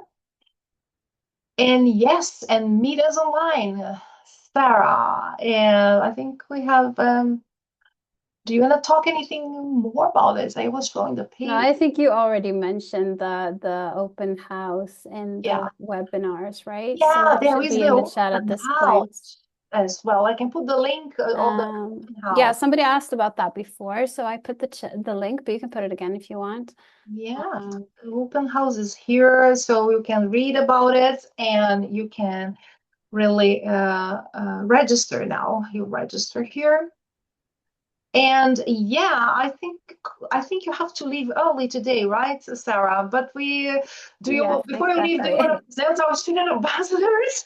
I mean, Madalena, you've already met. She's not in the picture here, but she's one of our newest student ambassadors. So we're super, super happy to have her and her colleague from ESN, Taylor, also on board with us as student ambassadors. And you can find all of them on the website in the QR code here. I just haven't had time to update the presentation just yet, but these are some other student ambassadors that we have as well.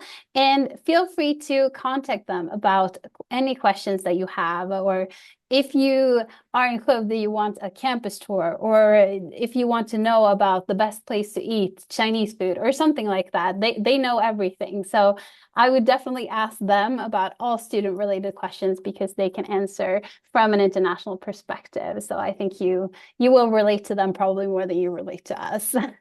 If we go to the next slide, we can also see that we have some ambassadors for study in Sweden. And these are all students that have been here with us at the University of Skövde. And they are writing their stories on study in Sweden now to inspire other students to come here to Skövde and Sweden. And you can read their stories in the QR codes here as well. Yeah. Yes, thank you so much. And this is our email, study@his.sc. If you have any question, you can email us, and then we receive your questions, and we are very glad to answer them. And so I will take the questions in the Q&A. There are 4 open questions in the Q&A, but we are looking forward to welcoming you to Skövde in August next year. Hope to see you here. Hope to see you here. And I'm going to leave now, so I'll just say bye-bye to all you guys, and hope to see you here next year. Yes. Thank you. Thank you. You got it. Thank you. We're going to continue here, Madalena and I, answering the questions. Thank you. Bye-bye. And I'm gonna stop recording. Bye. Bye-bye.